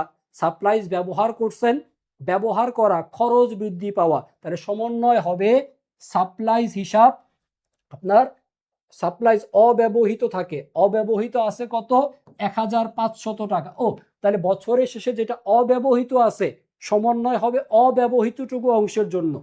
যতটুকু ব্যবহার তা তো অলরেডি লেখাই আছে, বছরের শুরুতে সেটাকে আপনি খরচ হিসাবে দেখায় রাখছেন। তাহলে যদি অব্যবহৃত সাপ্লাইজ থাকে, এটা ব্যতিক্রম নিয়মে, অব্যবহৃত সাপ্লাইজটা হচ্ছে ব্যতিক্রম নিয়মের সমন্বয়। এখানে যতটুকু অংশ অব্যবহৃত রয়েছে ততটুকু অংশের জন্য আমাদের সমন্বয় হবে, ব্যবহৃত অংশের জন্য না। যতটুকু অংশ অব্যবহৃত আছে তার জন্য সমন্বয় জাবেদা হবে। কারণ রেওয়া মিলে আমরা সাপ্লাইজ খরচ হিসাবে দেখায় রাখছি কত? ৩৫০০ টাকা। তাহলে যতটুকু অব্যবহৃত আছে ১৫০০ টাকা আছে আমাদের কি? অব্যবহৃত সাপ্লাইজ। সো এই অব্যবহৃত অংশটুকুকে আমরা সম্পত্তি হিসাবে দেখাবো। সো জাবেদা হবে সাপ্লাইজ হিসাব ডেবিট ১৫০০ টাকা আর সাপ্লাইজ খরচ হিসাব ক্রেডিট হবে হচ্ছে ১৫০০ টাকা। যখন সাপ্লাইজ খরচ হিসাবে বছরের শুরুতে টাকা দেখানো থাকে তখন এই ব্যতিক্রম নিয়মের সমন্বয় জাবেদাটা হবে। আর স্বাভাবিক নিয়ম যেটা, স্বাভাবিক নিয়মটা হচ্ছে এই যে রেওয়া মিলে যদি এমন দেওয়া থাকতো যে রেওয়া মিলে সাপ্লাইজ হিসাবে ৩৫০০ টাকা দেখানো আছে আর বছর শেষে হাতে থাকে, বছর শেষে হাতে থাকে হচ্ছে ১৫০০, তখন সমন্বয় জাবেদা যেটা হইতো, তখন সমন্বয় জাবেদায় হইতো সাপ্লাইজ খরচ হিসাবটা হতো ডেবিট। সাপ্লাইজ খরচ ডেবিট হইতো ২০০০ টাকা আর সাপ্লাইজ এইটা হবে হচ্ছে ক্রেডিট। সাপ্লাইজ হিসাব ক্রেডিট হইতো হচ্ছে ২০০০ টাকা। এটা হচ্ছে স্বাভাবিক নিয়মের সমন্বয়, এটা হচ্ছে স্বাভাবিক নিয়মের সমন্বয় আর এটা হচ্ছে ব্যতিক্রম নিয়মের সমন্বয়। এই ক্ষেত্রে মনে রাখার সহজ টেকনিক হচ্ছে এই, আপনার প্রশ্নে যেটা দেওয়া থাকবে সাপ্লাইজ খরচ দেওয়া আছে না, যেটা দেওয়া থাকবে সেইটা হবে হচ্ছে ক্রেডিট। সাপ্লাইজ খরচ দেওয়া থাকলে সাপ্লাইজ খরচ হিসাবটা হবে হচ্ছে ক্রেডিট। আর যদি রেওয়া মিলে সাপ্লাইজ হিসাবে টাকা দেওয়া থাকে তখন সাপ্লাইজ হিসাবটা হবে হচ্ছে ক্রেডিট। একটা স্বাভাবিক নিয়মের সমন্বয়, একটা ব্যতিক্রম নিয়মের সমন্বয়। মনে রাখবেন প্রশ্নে সাপ্লাইজ খরচ দেওয়া থাকলে সাপ্লাইজ খরচ হিসাবকে ক্রেডিট করতে হবে, প্রশ্নে সাপ্লাইজ হিসাব দেওয়া থাকলে সাপ্লাইজ হিসাবকে হচ্ছে ক্রেডিট করা লাগবে। যখন স্বাভাবিক নিয়ম তখন বিয়োগ ফলটা হবে হচ্ছে টাকার পরিমাণ, যখন ব্যতিক্রম নিয়ম তখন শুধু অব্যবহৃত টাকার পরিমাণটাই সমন্বয়ে আসবে ১৫০০ টাকা। দুইটা নিয়মের সমন্বয়, দুইটাই বলে দিলাম দুইটাই ভালো মতো মনে রাখেন। ভর্তি পরীক্ষাতে এর আগে স্বাভাবিক নিয়ম থেকে প্রশ্ন আসছে অনেক, ব্যতিক্রম নিয়মের প্রশ্ন খুব কমই আসে। আর ব্যতিক্রম নিয়মের প্রশ্ন বুঝবেন কিভাবে? এখানে সাপ্লাইজ খরচ দেওয়া থাকবে প্রশ্নে। স্বাভাবিক নিয়ম কিভাবে বুঝবেন? রেওয়া মিলে সাপ্লাইজ হিসাবে টাকার পরিমাণ দেওয়া থাকবে, যেটার পরিমাণ থাকবে সেটা হয়ে যাবে হচ্ছে ক্রেডিট। আসেন পরবর্তী প্রশ্নে যাই। ধারে ক্রয়কৃত 10,000 টাকার যন্ত্রপাতি ভুলবশত বিক্রয় হিসাবে ক্রেডিট করা হয়েছে। ভুল সংশোধনী জাবেদা। বিক্রয় হিসাবে ক্রেডিট করাটা ভুল, তাহলে বিক্রয় হিসাব তো আর ক্রেডিট হবে না। শুদ্ধ করার জন্য বিক্রয় হিসাবকে কি করবেন? ডেবিট করবেন। বিক্রয় হিসাবে ক্রেডিট করছেন, শুদ্ধ করার জন্য বিক্রয় হিসাবকে করে দিবেন হচ্ছে ডেবিট। প্রশ্ন হচ্ছে অ্যাকচুয়ালি ক্রেডিট করার দরকার ছিল কাকে? লেনদেনটা কি? ধারে ক্রয়কৃত 10,000 টাকার যন্ত্রপাতি। ধারে যদি যন্ত্রপাতি ক্রয় করেন তাহলে এর জন্য প্রয়োজনীয় জাবেদা যেটা সঠিক লেখা উচিত সেটা হচ্ছে যন্ত্রপাতি হিসাব ডেবিট, আর হচ্ছে যন্ত্রপাতি সরবরাহকারী। যন্ত্রপাতি সরবরাহকারী এইটাকে করতে হবে হচ্ছে ক্রেডিট, যেহেতু ধারে ক্রয় করা হয়েছে। পাওনাদার লিখলে কাইন্ড অফ ভুল করা হয়, কারণ পাওনাদার হচ্ছে একটা চলতি দায়। আপনি যন্ত্রপাতি কিনছেন, স্থায়ী সম্পত্তি, স্থায়ী সম্পত্তির সাথে যন্ত্রপাতি সরবরাহকারী বা বিক্রেতা হিসাবকে ক্রেডিট লেখাটা অধিকতর যুক্তিসঙ্গত। তাহলে আমাদের সঠিক জাবেদা যেটা হওয়া উচিত, খেয়াল করেন, যন্ত্রপাতি হিসাব ডেবিট আর যন্ত্রপাতি সরবরাহকারী বা বিক্রেতা হিসাব ক্রেডিট। আমরা ভুলটা কোথায় করছি? ভুল হচ্ছে আমরা বিক্রয় হিসাবকে ভুলে আমরা ক্রেডিট লিখে ফেলছিলাম। তার মানে এই ক্রেডিট দফা যেইটা, এইটা লিখতে আমরা ভুল করছি। সো বিক্রয় হিসাব লিখছিলাম ক্রেডিট, বিক্রয় হিসাবকে বানাই দিব হচ্ছে ডেবিট। আর সঠিকভাবে যাকে ক্রেডিট লেখার কথা, যন্ত্রপাতি সরবরাহকারী বা বিক্রেতা হিসাবকে লিখবেন আপনি ক্রেডিট। এই হবে আপনার শুদ্ধিকরণ জাবেদা। বিক্রয় হিসাব হবে হচ্ছে ডেবিট, বিক্রয় হিসাব হবে ডেবিট, যন্ত্রপাতি সরবরাহকারী অথবা বিক্রেতা হিসাব হবে হচ্ছে ক্রেডিট।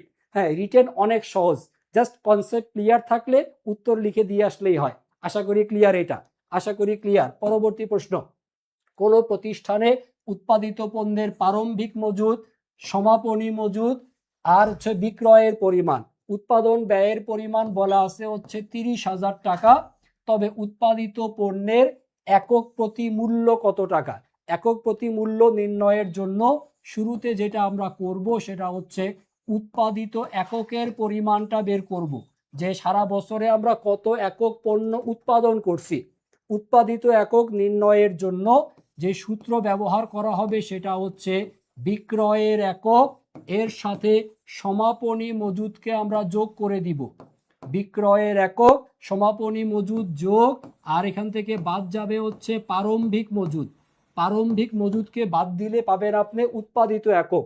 সো প্রশ্নে দেওয়া থাকা বিক্রয়ের পরিমাণ 6,200 যোগ সমাপনী মজুদের পরিমাণ হচ্ছে 800 মাইনাস প্রারম্ভিক মজুদের পরিমাণ হচ্ছে 1,000, যেটা বাদ যাবে। তাহলে 6,200 এবং 800 এই দুইটা যোগ করে আপনি পান হচ্ছে 7,000। 7,000 থেকে 1,000 বাদ দিলে পাবেন 6,000 একক। অর্থাৎ ওই বছরে আমরা পণ্য উৎপাদন করছি 6,000 একক। দেখেন এইটা বুঝছেন কিনা? উৎপাদিত এককের পরিমাণটা নির্ণয় করা। উৎপাদিত একক কত? 6,000। উৎপাদন ব্যয় কত? 30,000। সেবার কাজ হচ্ছে এই 30,000 টাকাকে এই 6,000 একক দ্বারা ভাগ করে দেওয়া। 30,000 টাকাকে ভাগ করবেন, 30,000 টাকাকে ভাগ করবেন 6,000 একক দিয়ে। কাটাকাটি করলেই অঙ্কের অ্যান্সার আসবে। 1 2 3 1 2 3 কাটাকাটি শেষ। 30কে ভাগ করব কত দিয়ে? 6 দিয়ে। 5 6 30, 6 দিয়ে 30কে ভাগ করলে 5, তাহলে উত্তর হচ্ছে 5 টাকা। উত্তর হবে 5 টাকা। আগে উৎপাদিত একক বের করব, উৎপাদন ব্যয়কে উৎপাদিত একক দ্বারা ভাগ করলেই অঙ্কের অ্যান্সার চলে আসবে। 5 টাকা হচ্ছে অ্যান্সার। পরবর্তী প্রশ্নে যাই। হিসাব বিজ্ঞানের কোন নীতি বা ধারণা অনুযায়ী স্থায়ী সম্পদের উপর অবচয় ধার্য করা হয়? স্থায়ী সম্পত্তি ব্যবহারের জন্য ক্রয় করি, ব্যবহার করলে এর উপর ধার্য করতে হবে অবচয়। আর এই অবচয়টা ধার্য করা হয় চলমান প্রতিষ্ঠান ধারণা অনুযায়ী। স্থায়ী সম্পদের উপর অবচয় ধার্য করা হয় চলমান প্রতিষ্ঠান ধারণা অনুযায়ী। আর যদি বলা হতো অবচয়কে ব্যয় হিসাবে লিপিবদ্ধ করা, অবচয়কে ব্যয় হিসাবে লিপিবদ্ধ করা হয় মিলকরণ বা ব্যয় স্বীকৃতি নীতি অনুযায়ী, কিন্তু অবচয় ধার্য বললে অ্যান্সার হবে হচ্ছে চলমান প্রতিষ্ঠান ধারণা। নীতিমালার চ্যাপ্টারে একদম ক্লিয়ারলি এগুলো আমরা আপনাদেরকে মুখস্থ করাই দিব ইনশাল্লাহ। পরবর্তী প্রশ্ন বের করতে বলছে নিরাপত্তা প্রান্ত।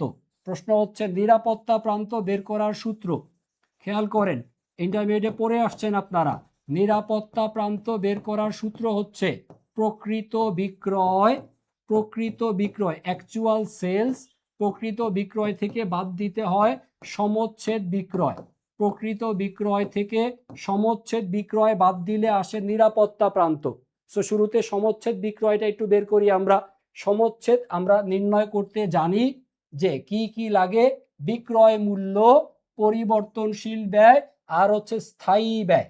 তাহলে সমচ্ছেদ বিক্রয় বের করার জন্য স্থায়ী ব্যয়টা বসে হচ্ছে উপরে, আর একক প্রতি বিক্রয় মূল্য মাইনাস হচ্ছে পরিবর্তনশীল ব্যয়। বিক্রয় মূল্য থেকে পরিবর্তনশীল ব্যয়ের বিয়োগফলকে বলে কন্ট্রিবিউশন মার্জিন, পড়ছেন না? তাহলে স্থায়ী ব্যয়কে কন্ট্রিবিউশন মার্জিন দ্বারা ভাগ করলে আপনার চলে আসবে কিসের পরিমাণ? সমচ্ছেদ বিক্রয়ের এককের পরিমাণ। দেখেন প্রশ্নে স্থায়ী ব্যয়ের মান কত? স্থায়ী ব্যয়ের মান হচ্ছে কত? ৭০০০ টাকা। স্থায়ী ব্যয় হইল ৭০০০। বিক্রয় মূল্য কোথায়? ১০০ টাকা। পরিবর্তনশীল ৫০। ১০০ মাইনাস হচ্ছে ৫০, ১০০ মাইনাস হচ্ছে ৫০। অর্থাৎ যেটা করতে হবে ৭০০০কে কত দিয়ে ভাগ?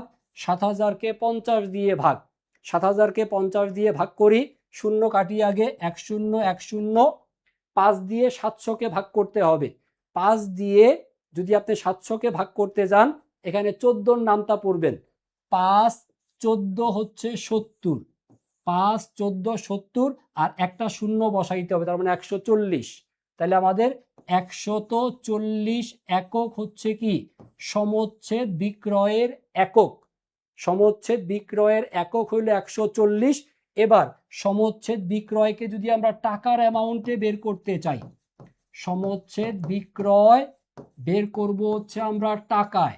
টাকায় বের করার জন্য এই যে বের করলাম ১৪০ একক, এইটাকে গুণ করব একক প্রতি বিক্রয় মূল্য দ্বারা। ১০০ টাকা হচ্ছে বিক্রয় মূল্য, তাহলে ১০০ টাকা দ্বারা করব গুণ। ১৪০ আর ১০০ গুণফল হচ্ছে ১৪০০০ টাকা।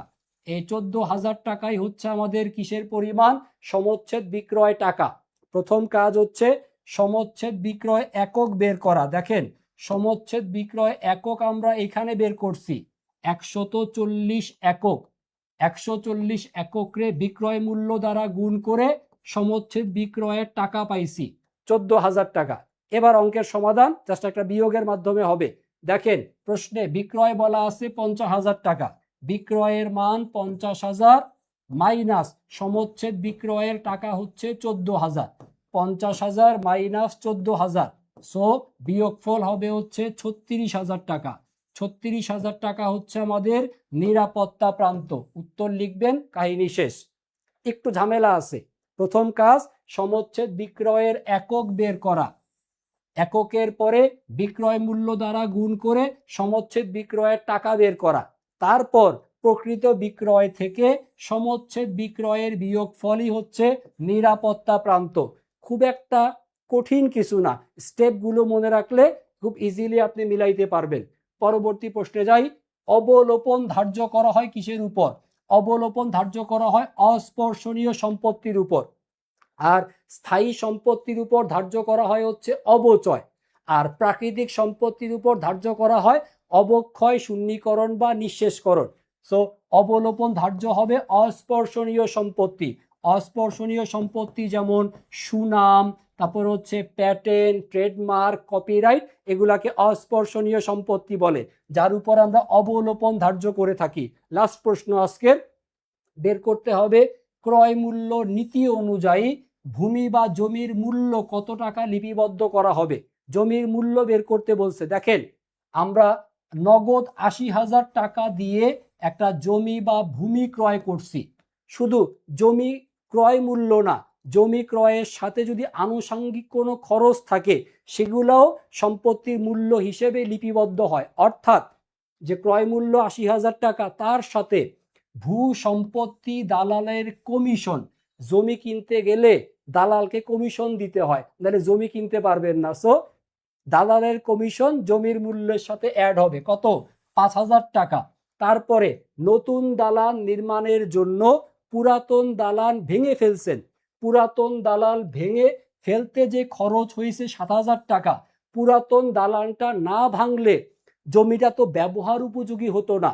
সো আপনি যে সম্পত্তিটা কিনছেন সেটাকে ব্যবহার উপযোগী করার ব্যয়, এটাই হবে হলো সম্পত্তির মূল্য।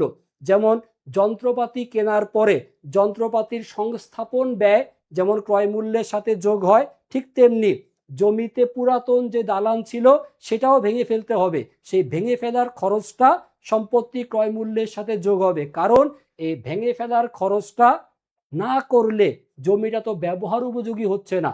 সো ক্রয় মূল্য নীতি অনুযায়ী আপনার জমিকে ব্যবহার উপযোগী করার যে ব্যয়, ব্যবহার উপযোগী করার ব্যয়টাই হবে হচ্ছে সম্পত্তির মূল্য হিসেবে লিপিবদ্ধ হবে। সো ক্রয় মূল্য নীতি অনুযায়ী জমির দাম ৮০,০০০ টাকা যোগ দালালের কমিশন ৫,০০০ যোগ হচ্ছে ব্যবহার উপযোগী করার জন্য পুরাতন দালান ভেঙে ফেলার ব্যয় ৮০, ৮৫, ৭ অর্থাৎ ৯২,০০০ টাকা হবে সম্পত্তির মূল্য। কোন নীতি অনুযায়ী? ক্রয় মূল্য নীতি অনুযায়ী। ক্রয় মূল্য নীতি ব্যবহার করা হয় স্থায়ী সম্পত্তি লিপিবদ্ধ করার জন্য। স্থায়ী সম্পত্তি লিপিবদ্ধের জন্য ক্রয় মূল্য নীতি অনুযায়ী উত্তর হবে হচ্ছে ৯২,০০০ টাকা। আশা করি ক্লিয়ার সবার কাছে। রিটেনের উত্তর সবগুলো প্রশ্নের উত্তর না, সব প্রশ্নের উত্তর দিতে হয় না, ৮টা প্রশ্ন থাকে, যে কয়টা পারবেন সে কয়টা অ্যান্সার দিতে পারলেই হয়। তবে আমরা যেভাবে ব্যাখ্যা দিয়ে শিখাচ্ছি ইনশাল্লাহ পরীক্ষার হলে ৮টা প্রশ্নই আপনি আশা করি কমন পাবেন। ৮টার মধ্যে ৮টা না পারলেও কমপক্ষে ৬টা ৭টা ইনশাল্লাহ আপনারা উত্তর দিয়ে আসতে পারবেন। সো আমরা শেষ করলাম আমাদের এই বছরের 2023-24 সেশনে আসা ঢাকা ইউনিভার্সিটির কোশ্চেনের সমাধান। প্রায় ১.৫ ঘন্টা সময় লাগছে, কারণ বিস্তারিত ব্যাখ্যা দিয়ে পড়াইতে হয়েছে। সো যারা যারা শেষ পর্যন্ত ক্লাসের সাথে ছিলেন আশা করি অনেক অনেক নতুন নতুন তথ্য আপনার ভান্ডারে জমা হয়েছে, এবং এই রকমের নতুন নতুন তথ্য পাওয়ার জন্য জাস্ট কমার্স হান্টার্স পেজের সাথে থাকেন। এবং আমরা ফ্রিতেই যদি এত বিস্তারিত আপনাদেরকে পড়িয়ে থাকি, যে ফ্রি ক্লাস নিয়ে ফেললাম ১.৫ ঘন্টা, বিস্তারিত ব্যাখ্যা সহকারে পড়ায় ফেললাম, ইনশাল্লাহ আমাদের পেইড ব্যাচের যে কোর্সটা সি ইউনিট কমপ্লিট কোর্স, এই সি ইউনিট কমপ্লিট কোর্সে এই বছর যারা এনরোল করবে সবাইকে ইনশাল্লাহ পাবলিকিয়ান বানানোর জন্য আমরা আমাদের সর্বোচ্চ এফোর্টটুকু এই সিনিয়র সকল টিচাররা মিলেই শেষ পর্যন্ত ইনশাল্লাহ করব। সো যারা যারা এখনো ভর্তি হয়েছেন তাদেরকে ধন্যবাদ। আপনাদের জন্য ইনশাল্লাহ পেইড ব্যাচে আরো ধামাকাদার ক্লাস অপেক্ষা করতেছে। আর যারা এখনো আফসোস করতেছেন তারা খুব দ্রুত ভর্তি হয়ে যান, খুব বেশি দিন আর বাকি নাই, যখন আমাদের এই পেইড ব্যাচের জন্য কোর্স ফি এখন বর্তমানে কত? ৩,৯৯৯ টাকা। খুব ২-১ দিনের মধ্যে দেখবেন যে ৪,০০০ টাকার উপরে দাম হয়ে যাবে, ৪,৫০০ টাকা দাম হয়ে যাবে। জিনিস যেটা ভালো দাম তার একটু বেশি হবেই। সো যারা যারা এনরোল করতে চান খুব তাড়াতাড়ি এই মূল্যে ভর্তি হয়ে যান। যাবতীয় বই, PDF, lecture sheet, exam sheet সব কিছু ইনশাল্লাহ আমরা আপনাদের জন্য প্রোভাইড করব। সো সবাই ভালো থাকবেন, সুস্থ থাকবেন। ইনশাল্লাহ এই রকমের আরও কোশ্চেন ব্যাংক সমাধানের ক্লাস নিয়ে ইনশাল্লাহ আপনাদের সাথে দেখা হবে। ক্লাস কেমন লাগলো একটু যা শেষ মুহূর্তে একটু কমেন্ট করে জানাবেন, এবং সম্ভব হলে যদি এই প্রশ্নগুলো পিডিএফ তো আপনারা পাবেন, পিডিএফ দেখে একটু মনোযোগ সহকারে পড়ে নিয়ে, আর যদি ক্লাস আপনার কাছে ভালো লেগে থাকে একটু ২-১ কলম লিখতে ভুল করবেন না। আমাদের আই এডুকেশনের যে গ্রুপ আছে অফিসিয়াল গ্রুপ, সেই অফিসিয়াল গ্রুপে ছোট্ট করে না হয় একটা পোস্ট দিয়ে দিলেন, স্যারের ক্লাস ভালো না খারাপ। সবাই ভালো থাকবেন, সুস্থ থাকবেন। ইনশাল্লাহ পরবর্তী ক্লাসে আবার দেখা হবে। আল্লাহ হাফেজ, আসসালামু আলাইকুম।